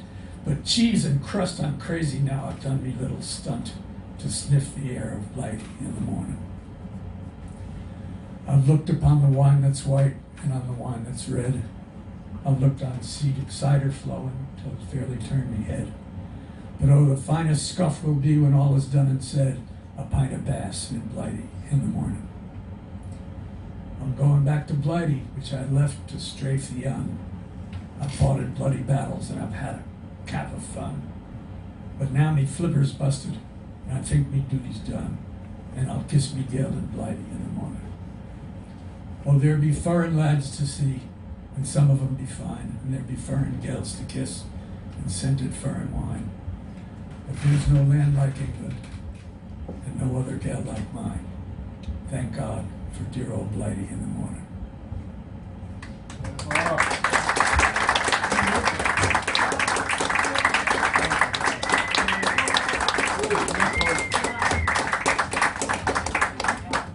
Attaboy, Davey.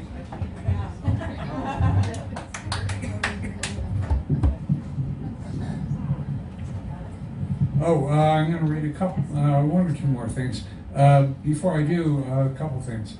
I forgot to mention, as you see, we put up a bunch of pictures of Roger and performing and with different people.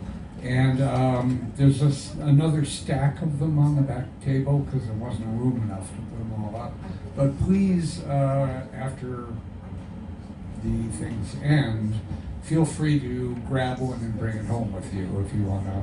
They're free for the taking. I would just ask you to leave the ones that are Roger with Tom Paxton, because I want Tom might want them more than the rest of you, or he may not.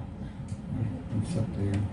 And the other announcement is please tip your servers, and please be generous, because they don't make a lot of money, which is why most of us are servers.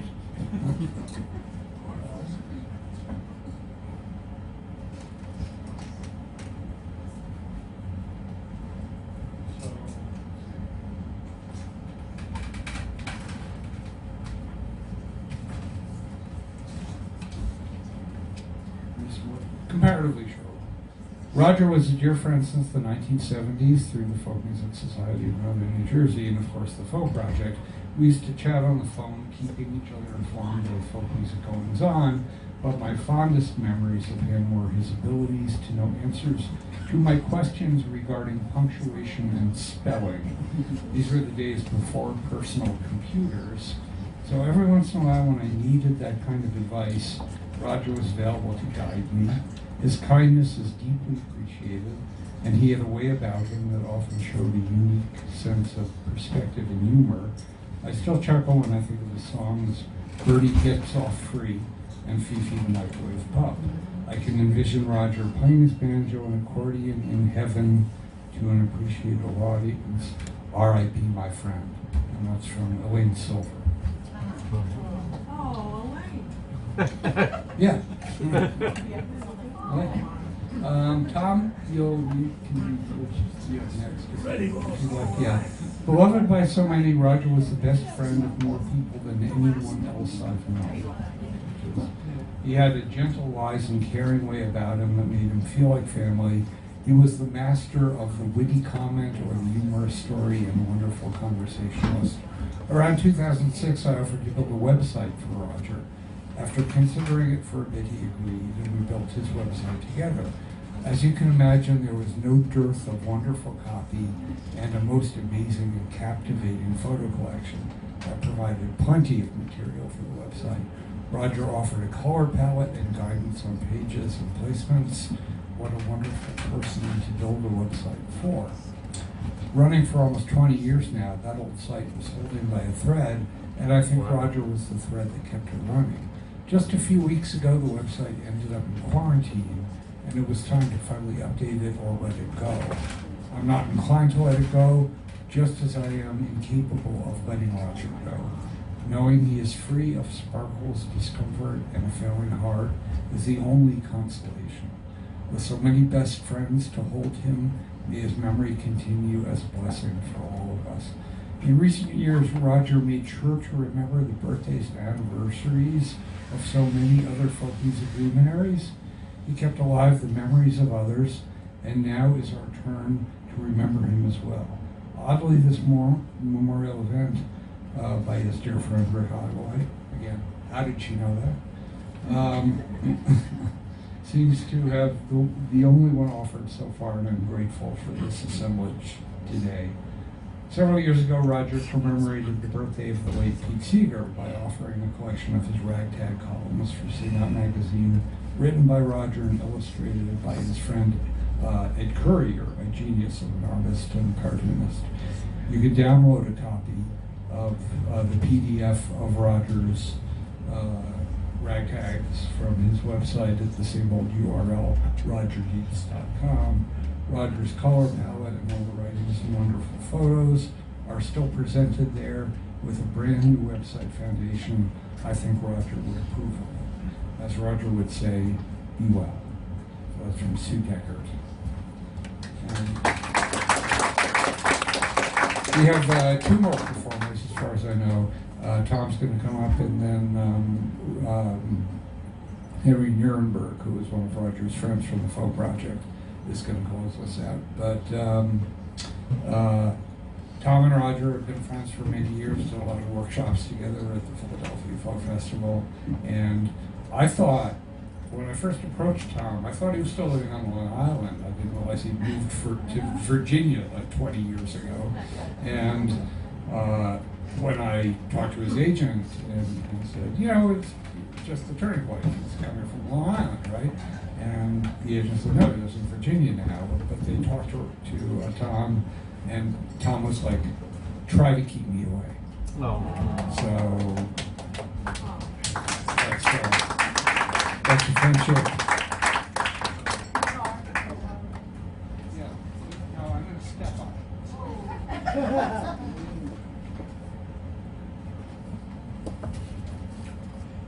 Just threw it anywhere. Gary, I'm going to unplug it.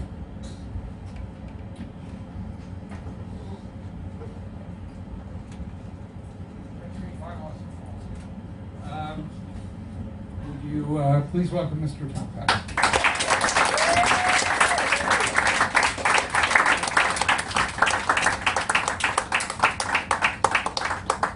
Any kind of a stare is an adventure for me now. Yeah. I love that Robert W. Service poem, World War I poem.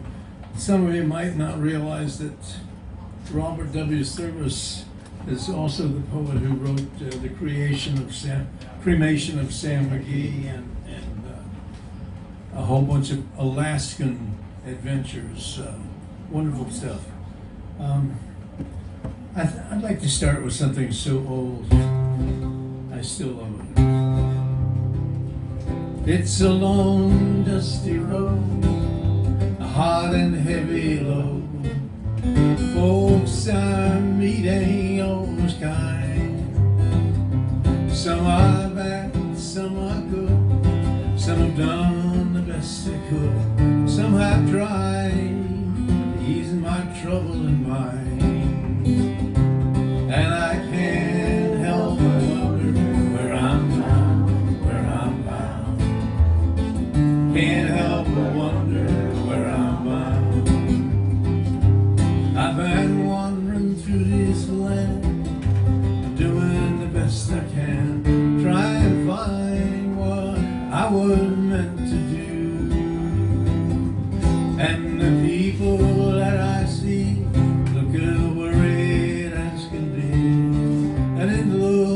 like they are wandering too. And I can't help but wonder where I'm bound. Can't help but wonder where I'm bound.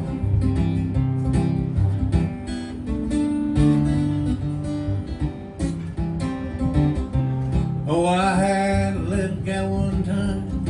She had lips like sherry wine, and she loved me till my head went plumb insane. But I was too blind to see she was drifting away from me. That my good gal went off on a morning train, and I can't help but wonder where I'm bound. Can't help but wonder where I'm bound. And I had a buddy back home, but he started out to roam. And I hear he's out by Frisco Bay. And sometime when I've had a view, his old voice come ringing through. And I'm going out to see him some old day. And I can't help but wonder where I'm bound.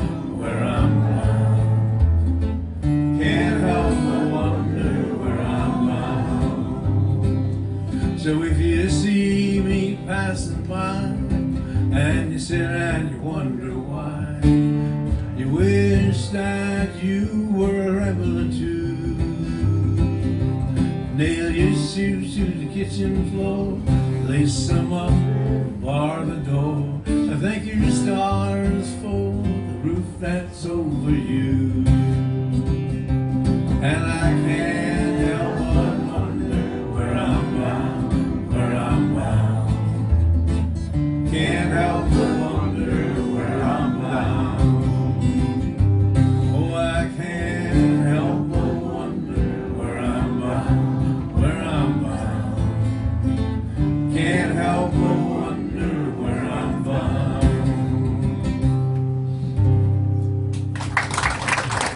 Thank you. 1962. Good Lord. I remember singing it for the first time out in the Bay Area, and they can be a little touchy, you know, out there. And somebody came up to me after the show and said, I enjoyed that song about Can't Help But Wonder. He says, but we prefer San Francisco. And I said, save it for the big ones. We get along better nowadays. Okay. This is a song I sang for my good friend David Buskin a few years ago, and he didn't mind it at all.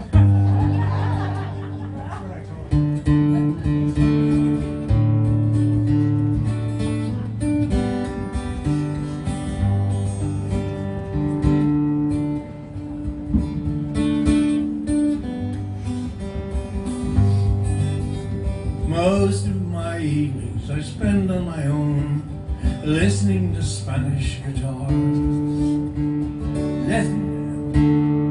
Next year I say Barcelona for me, and late nights in dark Spanish bars, sipping my whiskey, having one more, smoking my black cigarettes, asking Dolores to come home with me, knowing I'd have no regrets. And if it's not true,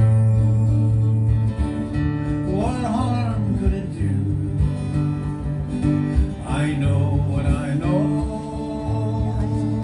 I go where I go. And if it's not true, and if it's not true, what harm could it do? What harm could it? I know what I know, I know what I know. Sometimes on Sundays I stroll through the park, down by the carousel, hearing the children ride round in delight to a tune by my old friend Ravel. One night he sang for me one rainy night as I walked with him down by the Seine. How I love Paris, the music, the fun. I go there again and again, and if it's not true, what harm can it do? I know and I know, I go where I go.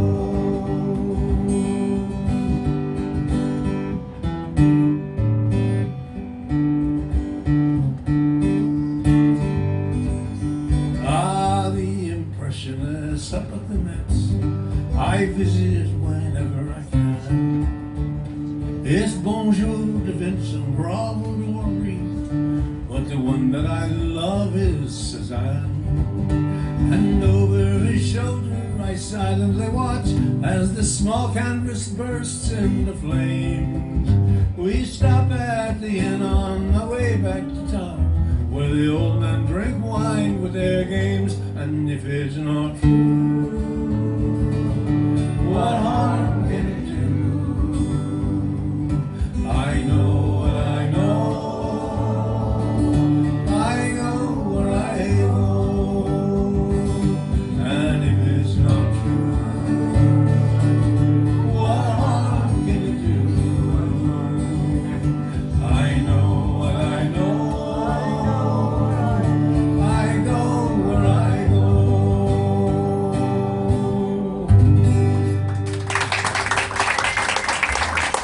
Thank you.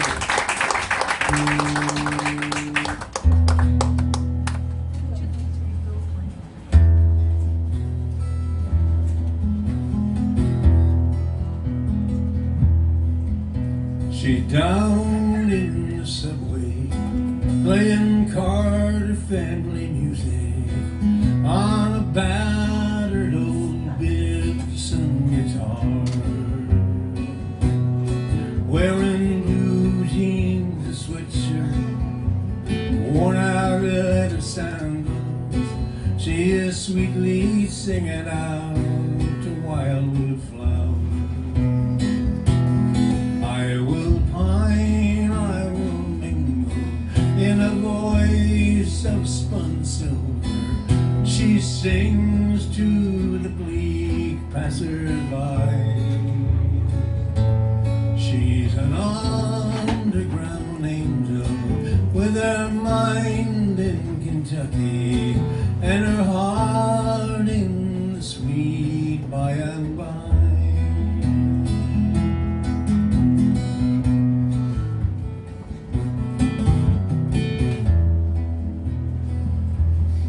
She is down in the subway, singing Mama's favorite song, songs that came from the lands across the sea. Now a dime, now a quarter, in her guitar case will jangle as she sings of the lost Coralie. And these songs from the cabin echo here on the concrete and remind her of clear mountain sky. She's an underground angel with her mind in Kentucky and her heart in the sweet by and by. Far away across these wide blue mountains, one fine day I know I'm bound to ride to castles and kings and bright painted rings, far away on the green mountainside, far away on the green mountainside, far away on the green mountainside.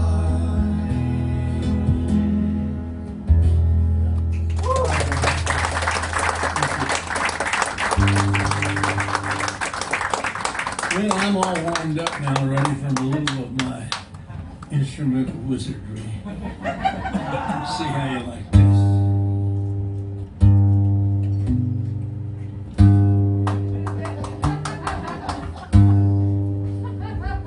Learning to play my Christmas guitar.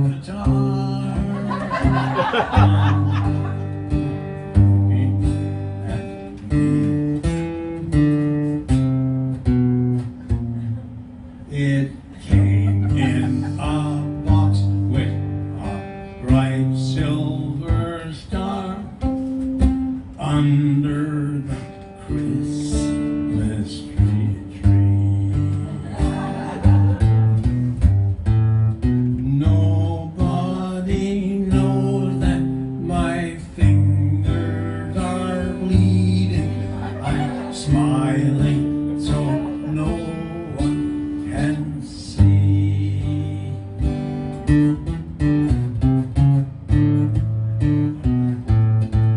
Learning to play my Christmas guitar. What a wonderful Christmas for me.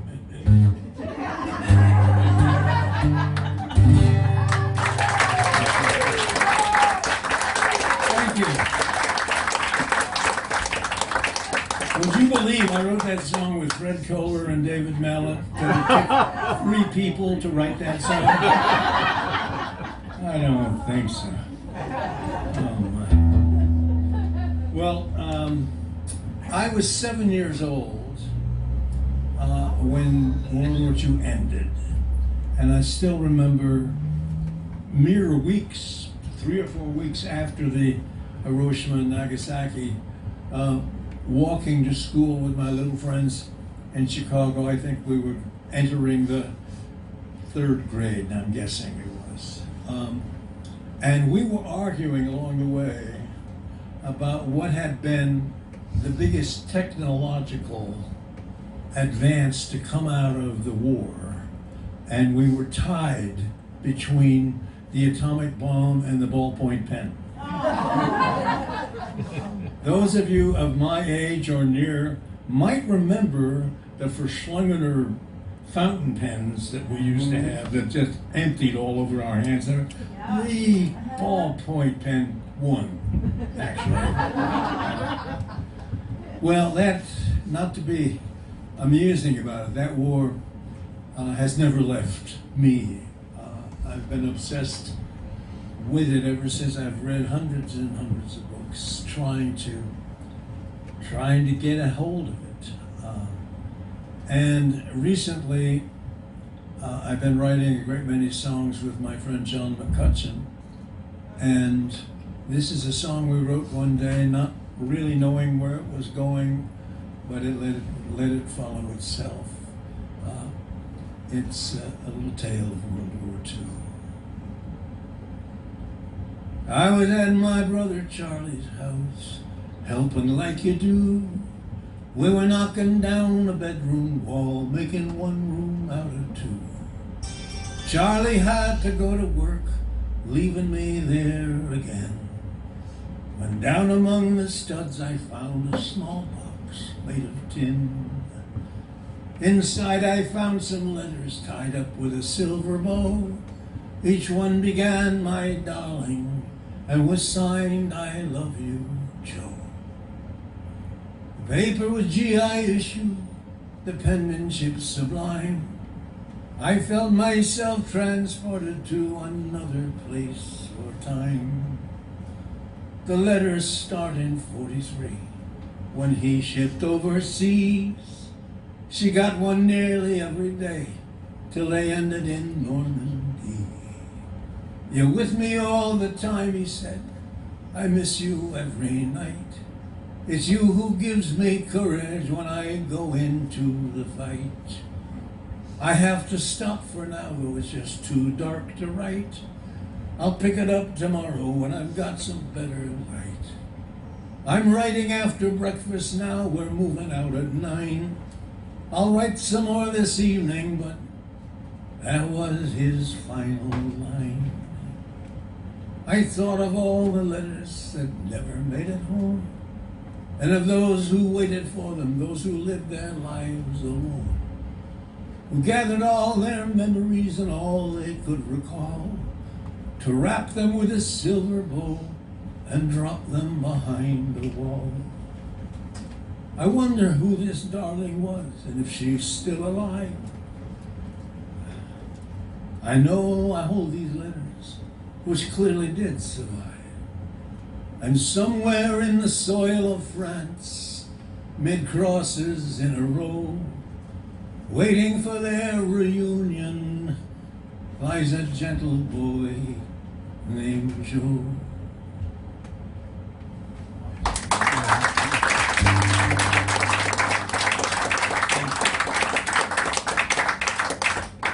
I first came to love the game of baseball as a child in Chicago. We lived on the south side, and for some reason we were Cubs fans, which made for some interesting conversations in the schoolyard. But I learned very early that to be a baseball fan is to be, in Isaiah's words, a person of sorrow and acquainted with grief. Well, I wrote this song back in the 70s and never dreamed I'd be singing it this long. Here's for all of those of us dogged victims of inexorable fate.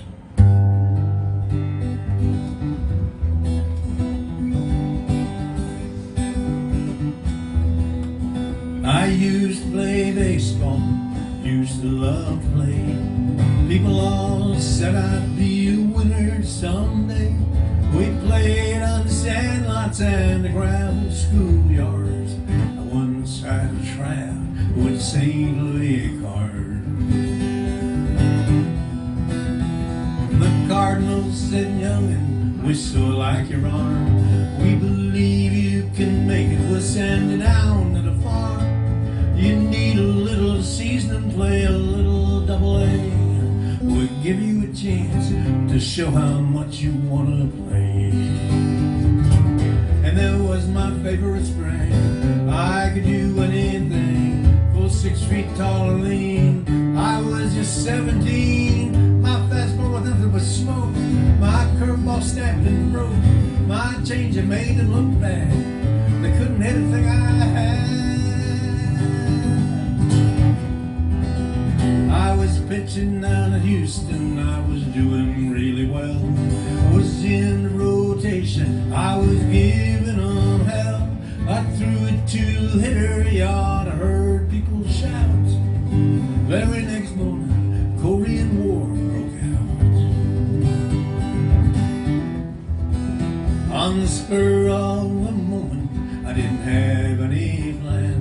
I went and joined the Air Force, I wound up in Japan. I pitched for my squadron, we toured all the camps. We didn't have any problem, we were all Far East champs. And that was my favorite spring. I could do anything, full 6 feet tall and lean.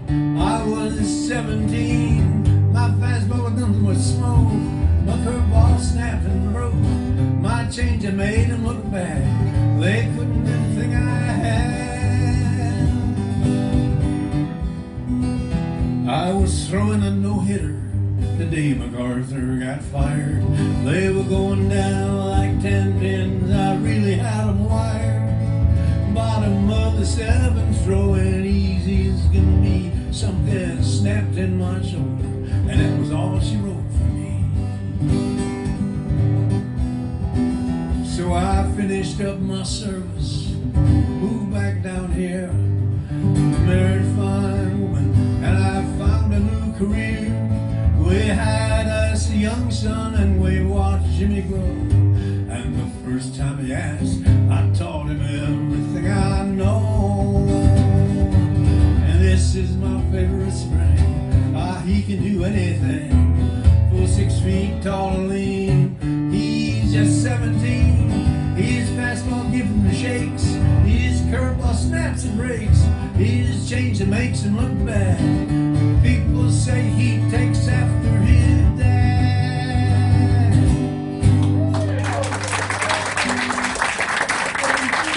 Thank you. Thanks very much. Yes. That's my favorite song. Your favorite spring song. Remember me asking you to do that at the bottom line? Oh, yeah. That was 30 years. And you still remember. Now I live down in Virginia, and we went to a Nationals game the other night. It's like being hit in the head once a week. I don't understand it at all. They won the World Series like 5 years ago and immediately began selling every player that could play baseball. I mean, they've got none left. It's unbelievable.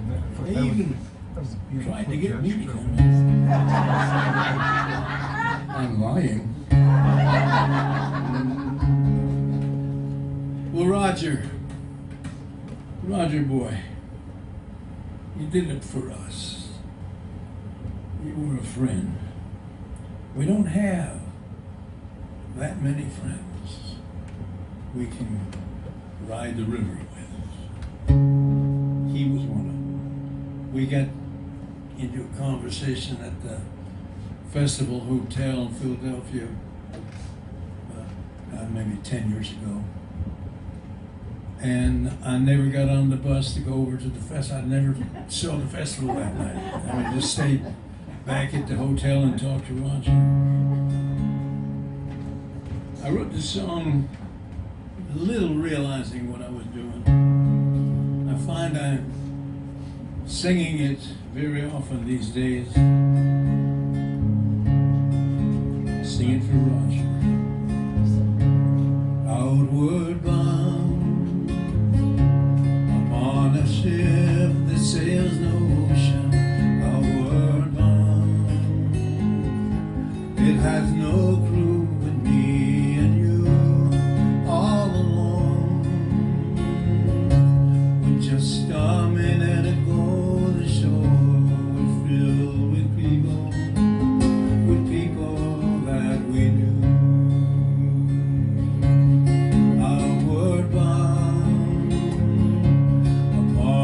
Journey with no ending, outward bound, uncharted waters beneath our bow, far behind.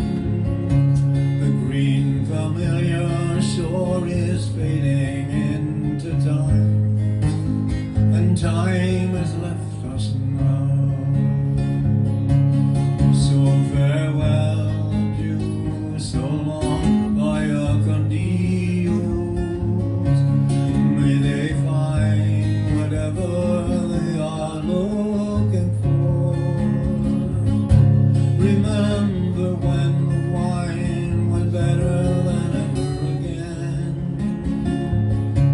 We could not ask for more. Outward bound, on a ship with tattered sail, outward bound, along the crooked, lonesome trail. Things we learned will just be satisfied in knowing, and we'll tell it to our kids as a fairy tale. So farewell, adieu, so long, via con Dios.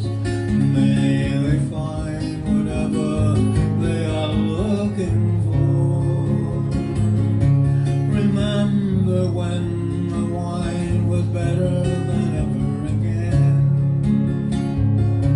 We could not ask for more. We could not ask for more. Thank you very much. Bye, Roger.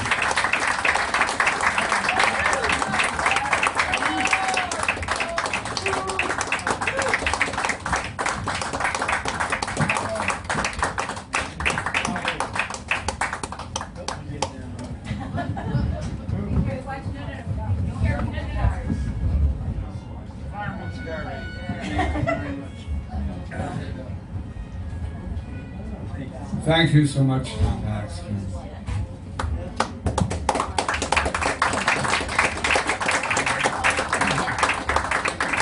Before the final musical act of the evening, we've got a couple of people want to come up and say a few words. So I'd like to bring up Kim Moss asked to speak. So Kim, are you here? Here she comes.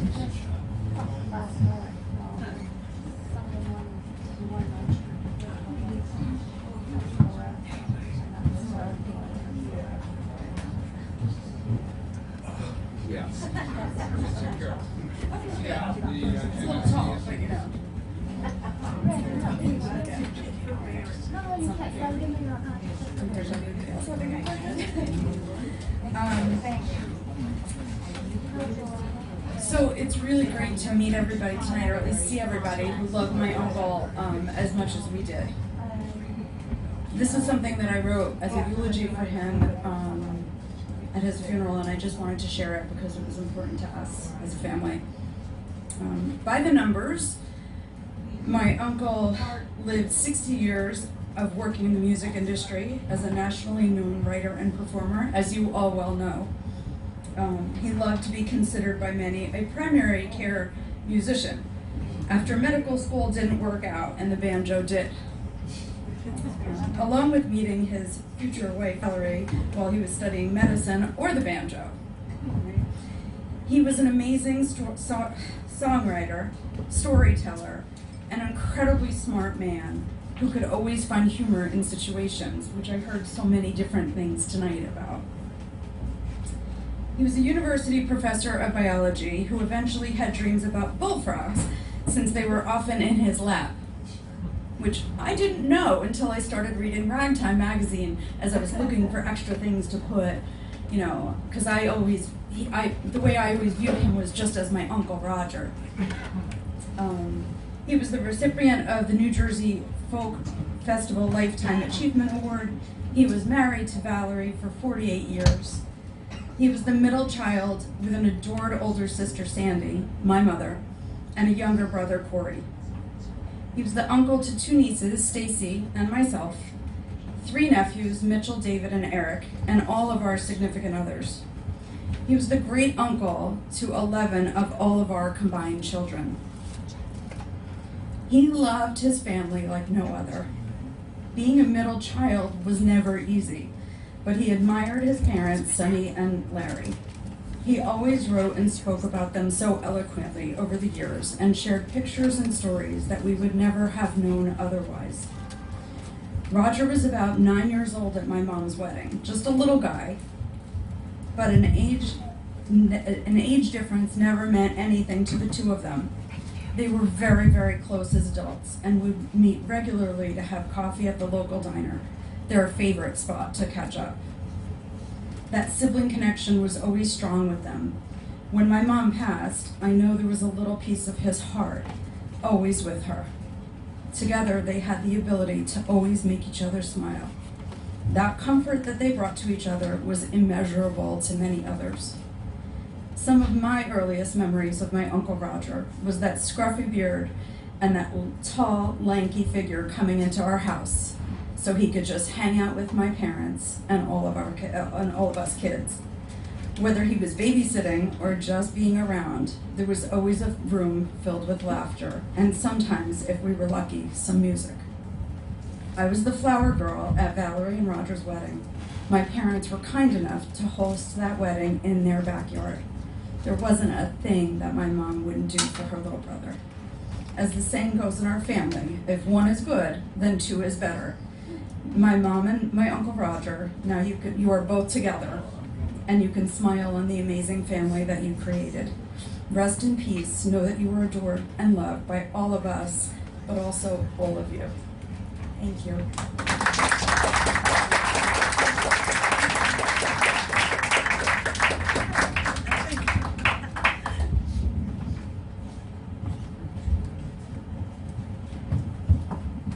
And I'd like to invite up Mark Schaefer from the Folk Project and a longtime friend of Roger's to speak.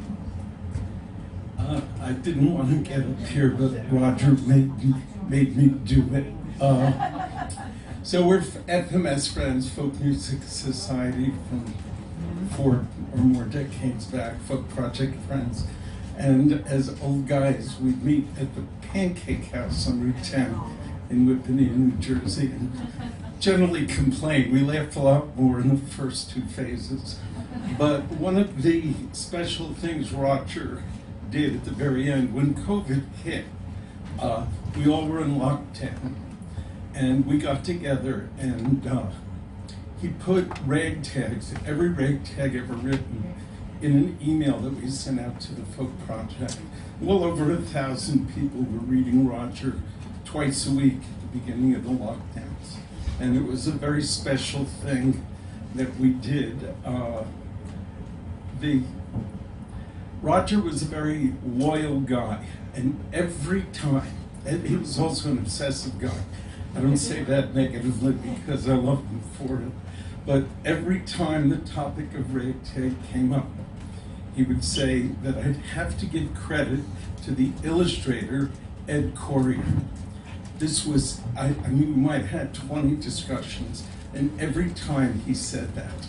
And you guys were mentioning ragtag all night. And so I'm giving credit to Ed Corrier for illustrating it.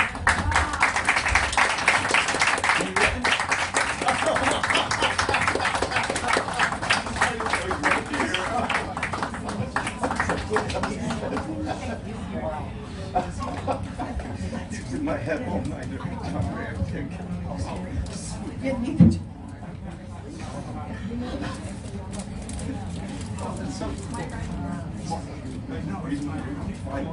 And as far as I know, because I don't know everything, and there may be other people who come out of the woodwork, but another one of Roger's old friends from the Folk Project is Henry Nierenberg, and he's going to jump up here and do a song or 20. I have no idea.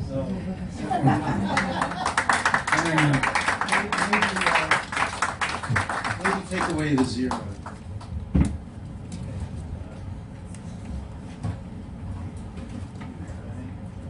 Sure.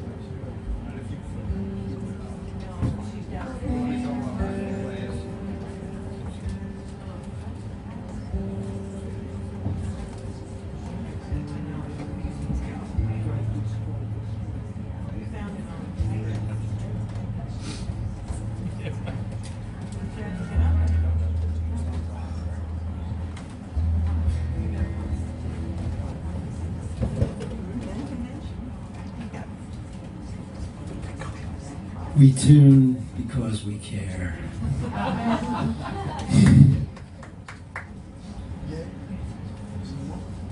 Well, before I sing a note, I just want to thank everyone again that had anything in any way to do with this wonderful tribute and remembrance for Roger.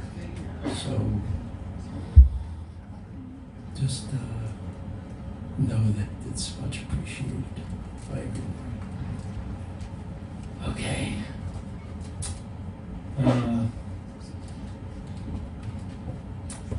The first of 2 songs that I'm going to do is a song of remembrance the song, well, it's from a poem that was written originally by a young woman named Hannah Sinish, who was a freedom fighter in World War II. She died at a very young age. But she wrote some beautiful poetry which would belie her age. It's really amazing to think that someone could have such a world view. It's those words that she wrote you wouldn't think would come from someone who didn't have that many years. And the poem was originally written in Hebrew. I'm going to sing it in English and then in Hebrew.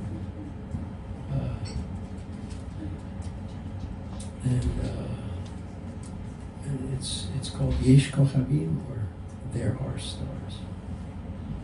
Before I sing it, I just want to read this short little poem. The tide recedes, but leaves behind bright seashells on the sand. The sun goes down, but gentle warmth still lingers on the land. The music stops, and yet it echoes on its sweet refrains. For every joy that passes, something beautiful remains.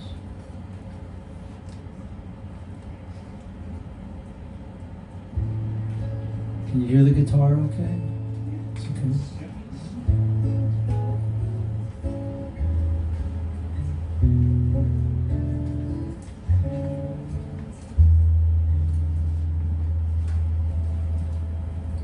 There are stars up above, so far away, we only see their light.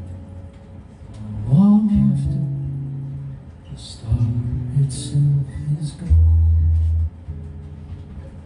And so it is with people that we love. Their memory keeps shining ever brightly, though their time with us is done. But the stars that light up the darkest night, these are the lights that guide us as we live our days. These are we remember,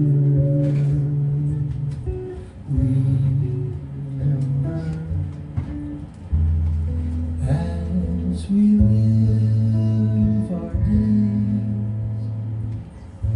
These are the ones we remember.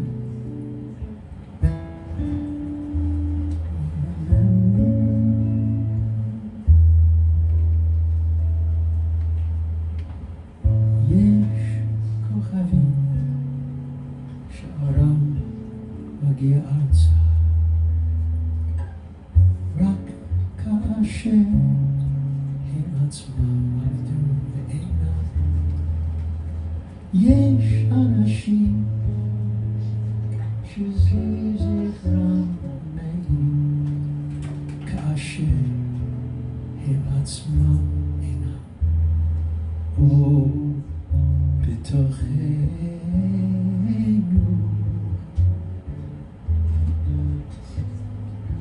עוד אלה המאביקים בחשכת הליל,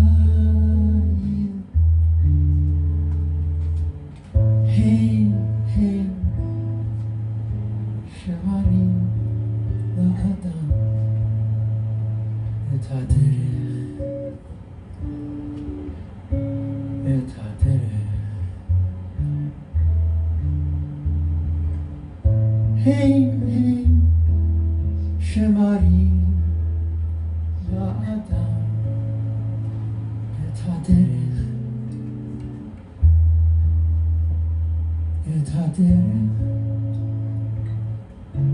Yes, we remember. We remember.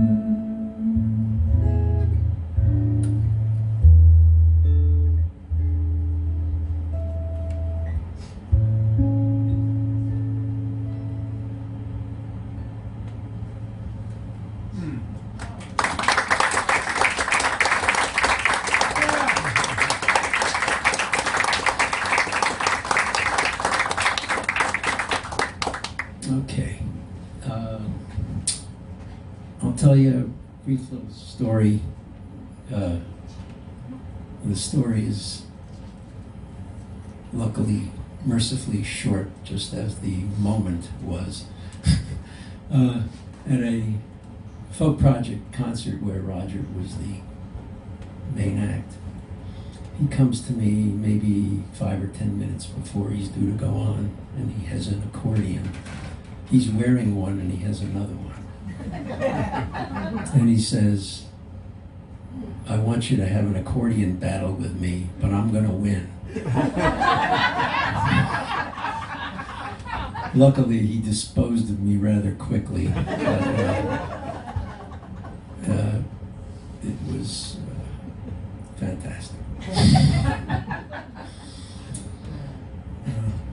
Okay, this is a song. The lyrics were written by Roger's uncle Howard Deitz, and he collaborated with many great songwriters, including Arthur Schwartz. So this is a Schwartz and Deitz song, and we're going to end on a fun note, because I think Roger would like it, and it's not super well known from the Great American Songbook, but nevertheless very very fun. So this is called Rhode Island is Famous for You.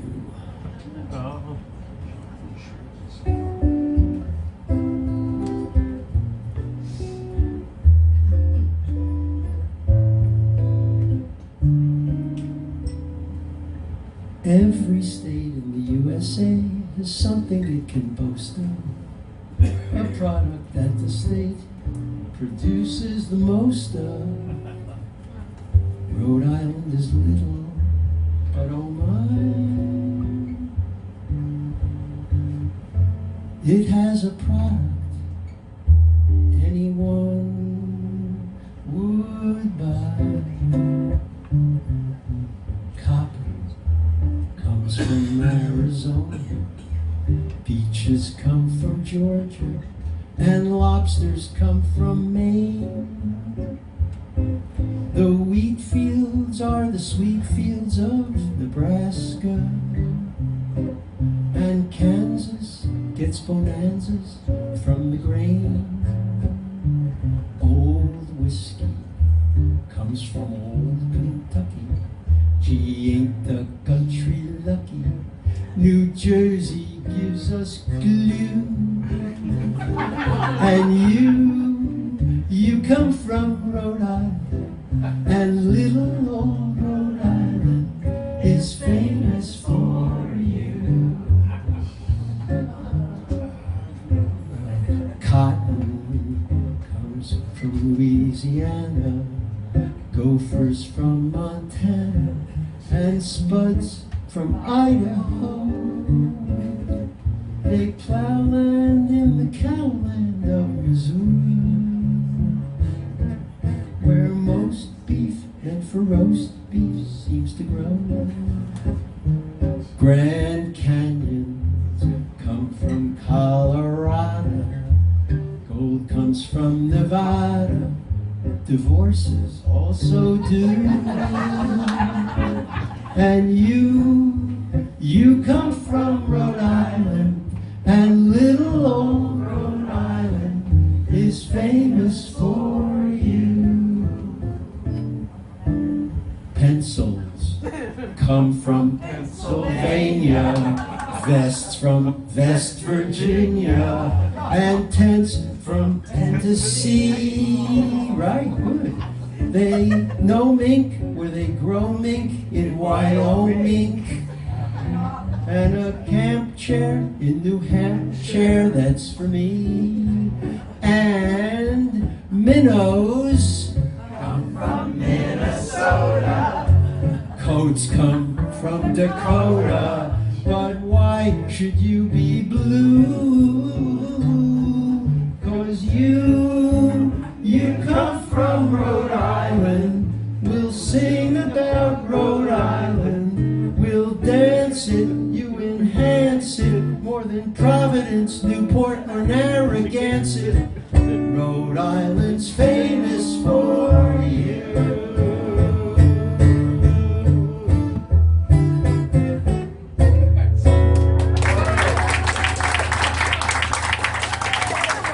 Love you, Roger.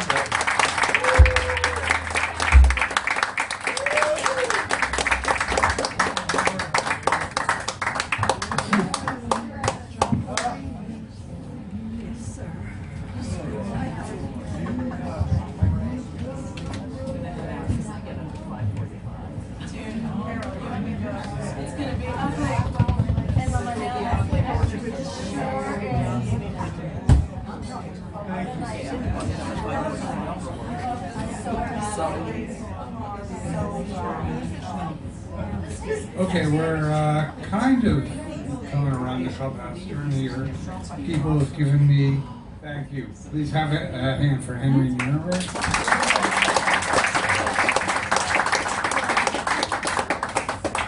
Someone gave me a video of one of Roger's proteges, and what was her name? Joanna Clare. And Roger had tutored her in pitch, and so she sent me a video, and she said, don't play the whole thing, but she asked to play some of it. So let me do that.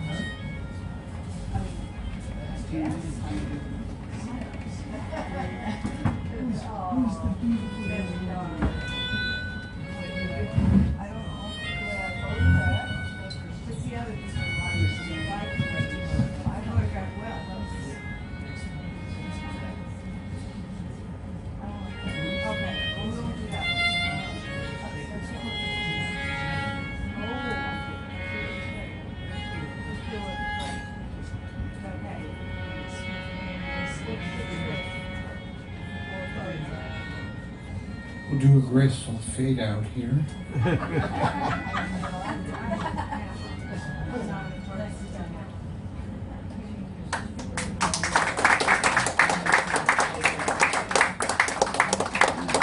And then the last couple of things I have are, which is funny, because it's a funny juxtaposition.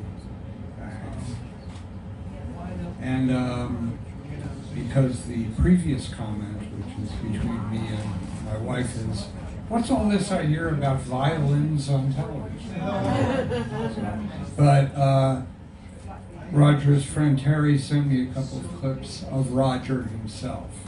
So I figure if there wasn't a better way to finish the night, it would be to listen to a little bit of Roger himself.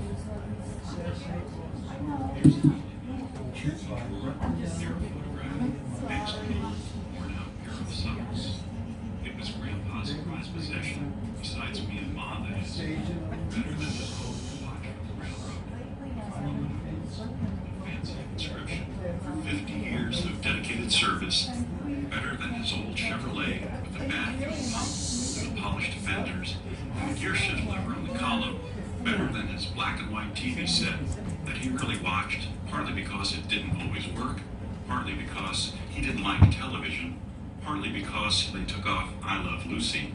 Better than anything else, Grandpa loved that knife. On countless, long, hot, lemonade-drinking summer afternoons, we'd sit on the dock, or on the swing on the porch, or under that shady elm tree in the backyard, and wood chips would fly around my ears like an Indiana blizzard. And in no time flat, when we had all the time in the world, there'd be a ball in a cage, or a wood-link chain, or a deer, or a silhouette of a beautiful woman. The same beautiful woman each time, always a silhouette of Grandma. There we'd be, knee-deep in flakes of white pine, and he'd say things, pretty things, funny things. He'd say, "That's slicker than deer guts on a doorknob." Or, "That'd make a jackrabbit spit in a bulldog's face." Or yonder. Or hoot and holler. Or yon ways. He'd say, "Sorrowful." Or lordy. Or land to Goshen. He'd talk about the Rock Island Railroad, or about Franklin Roosevelt and the New Deal. He'd talk about the endless rain and the lack thereof. He'd talk about the big fish he caught and the one that got away, that big old catfish that's been taunting him for years. He'd talk about the day he saw John Dillinger rob the first commercial bank. He'd talk about the first crystal radio set he ever owned, or about hearing the War of the Worlds being broadcast with Orson Welles. He'd talk often about my mother dressed up for her first date. He'd talk about me being born at home in the middle of the night, screaming and caterwauling like a raccoon caught in a bear trap. He'd talk about how to bait a hook. And my favorite, he'd talk about what it was like when he was a boy just my age, how things were different then, how they were the same.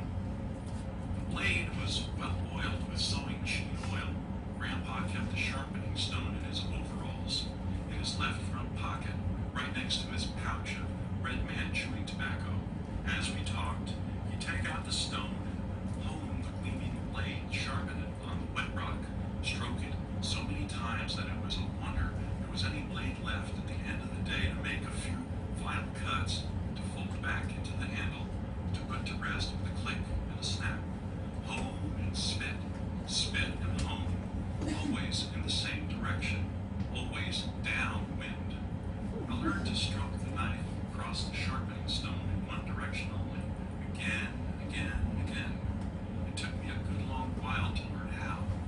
I learned never to spit upwind. This I learned quickly. Hone and spit, spit and hone. Grandpa whittled and honed with a sense of rhythm possessed of by the great orchestra conductors of the music halls. After a few strokes, a few words, or a few chaws, he'd break into a chorus of Old Dan Tucker, or Salty Dog, or a hymn like Farther Along, all to the rhythm of his knife, his silvery baton. Next to whittling and talking, honing and spitting, there was singing. That's the part I liked the best. Grandpa was short on vocal technique, but long on style. We'd wail until his old dog answered in on the chorus, and we'd sing louder still just to drown out the dog, who naturally then howled even louder. Three-part harmony was our specialty as Grandpa sent a few wood chips flying at an already agitated dog. Blue Blood, his name, would catch one in midair, thus quiet down. Good dog, dumb dog. We'd sit and sing, laugh so hard at the dumb dog that we forgot the time of day. We'd sing and laugh and not notice the sun setting over the far end of the lake. Grandpa acted as if he didn't know what was so funny. He'd look around so as to determine the origin of the offending music, shake his finger at the dog, then wink and spit and whittle. Always finally, he'd shrug his shoulders and go on about the business of whittling. We'd sit and sing those old songs even in the dark. Then, suddenly, we'd rush home in terror for our lives into the kitchen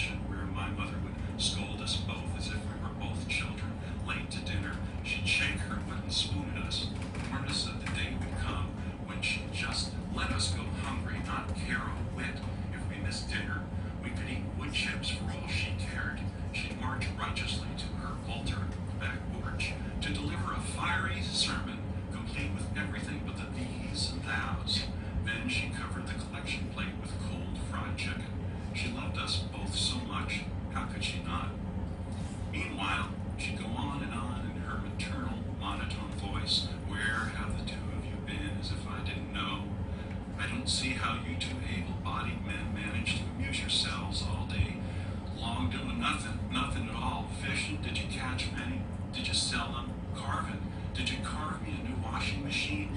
Someday, two of you will just bore each other to death, right to death. That's the way the sheriff will find you, buried in a pile of wood chips, stone cold dead from boredom, with that no-account dog too dumb to know the difference. And once, finally, you'll lose your appetite from all that chewing tobacco. Gulp. My God, she knew. Who told her? Although she did have a point about the tobacco. Not only did I lose my appetite, I was well on my way to losing my sense of taste. I could, however, spit and hit a bullfrog on a lily pad 20 feet away, clean between the eyes. Grandpa could duplicate that feat, also tickle the frog with a second shot, this one placed under its chin before the leaping amphibian hit the water with a splash. Amen. I exaggerate, but not much. After his daughter's scolding, Grandpa would wink, shrug his shoulders, and make a funny face just as soon as Ma's back was turned, as if he were about to send a juicy projectile in the general direction of her pulpit. We'd mock sending it, then cringe as if he'd hit the mark. Dinner was often cold. Mom was often upset, yet she continued to set the table as she scolded us, smiled as she served us, and always changed the subject as food was eaten. I think she envied us our friendship. I think she wanted to be on that dock with us. I can't picture her spitting at bullfrogs, though. Grandpa slipped away from us last night, quietly, gently, mercifully. The Lord took back one of his favorite children. It's silent now on the porch, under the elm, and on the dock. Gone is the smell of white pine. The gold watch is wound down. The old Chevrolet rusts motionless behind the elm tree.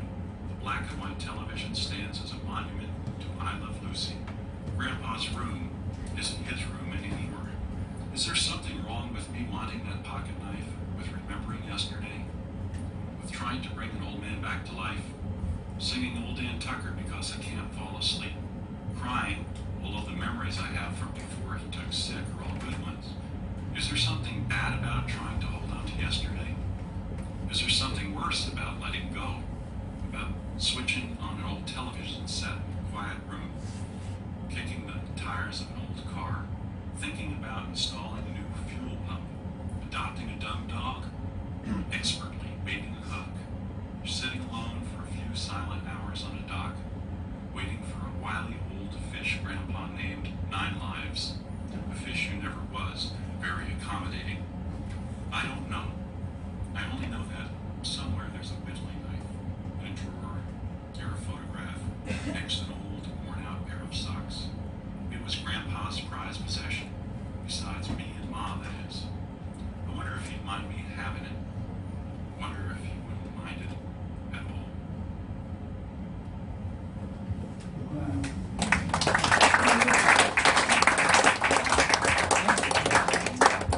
And there's one more story. It's a gift to be simple. It's a gift to be free. It's a gift to come down where it ought to be. And when we find ourselves in the place just right, we'll be in the valley of love and delight. When true simplicity is gained, to bow, to bend, will not be ashamed, to turn, being our delight, till by turning, we come round right.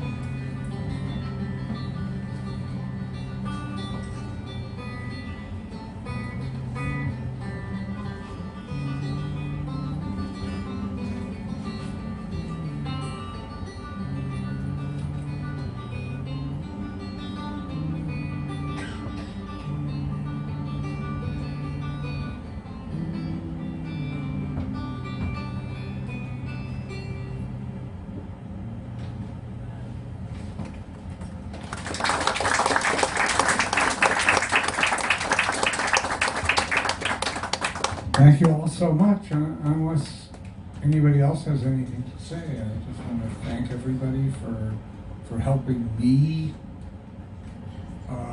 remember my dear friend for so many years and giving him the kind of loving send-off that he more than deserved. So, Thank you for doing that. Thank you, Rick.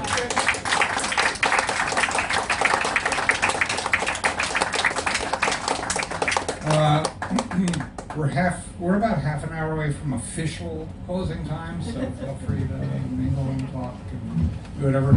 Please don't forget to tip. There's still a couple of CDs of Roger's over there that you leave Valerie here for, and that's it. So, thank you.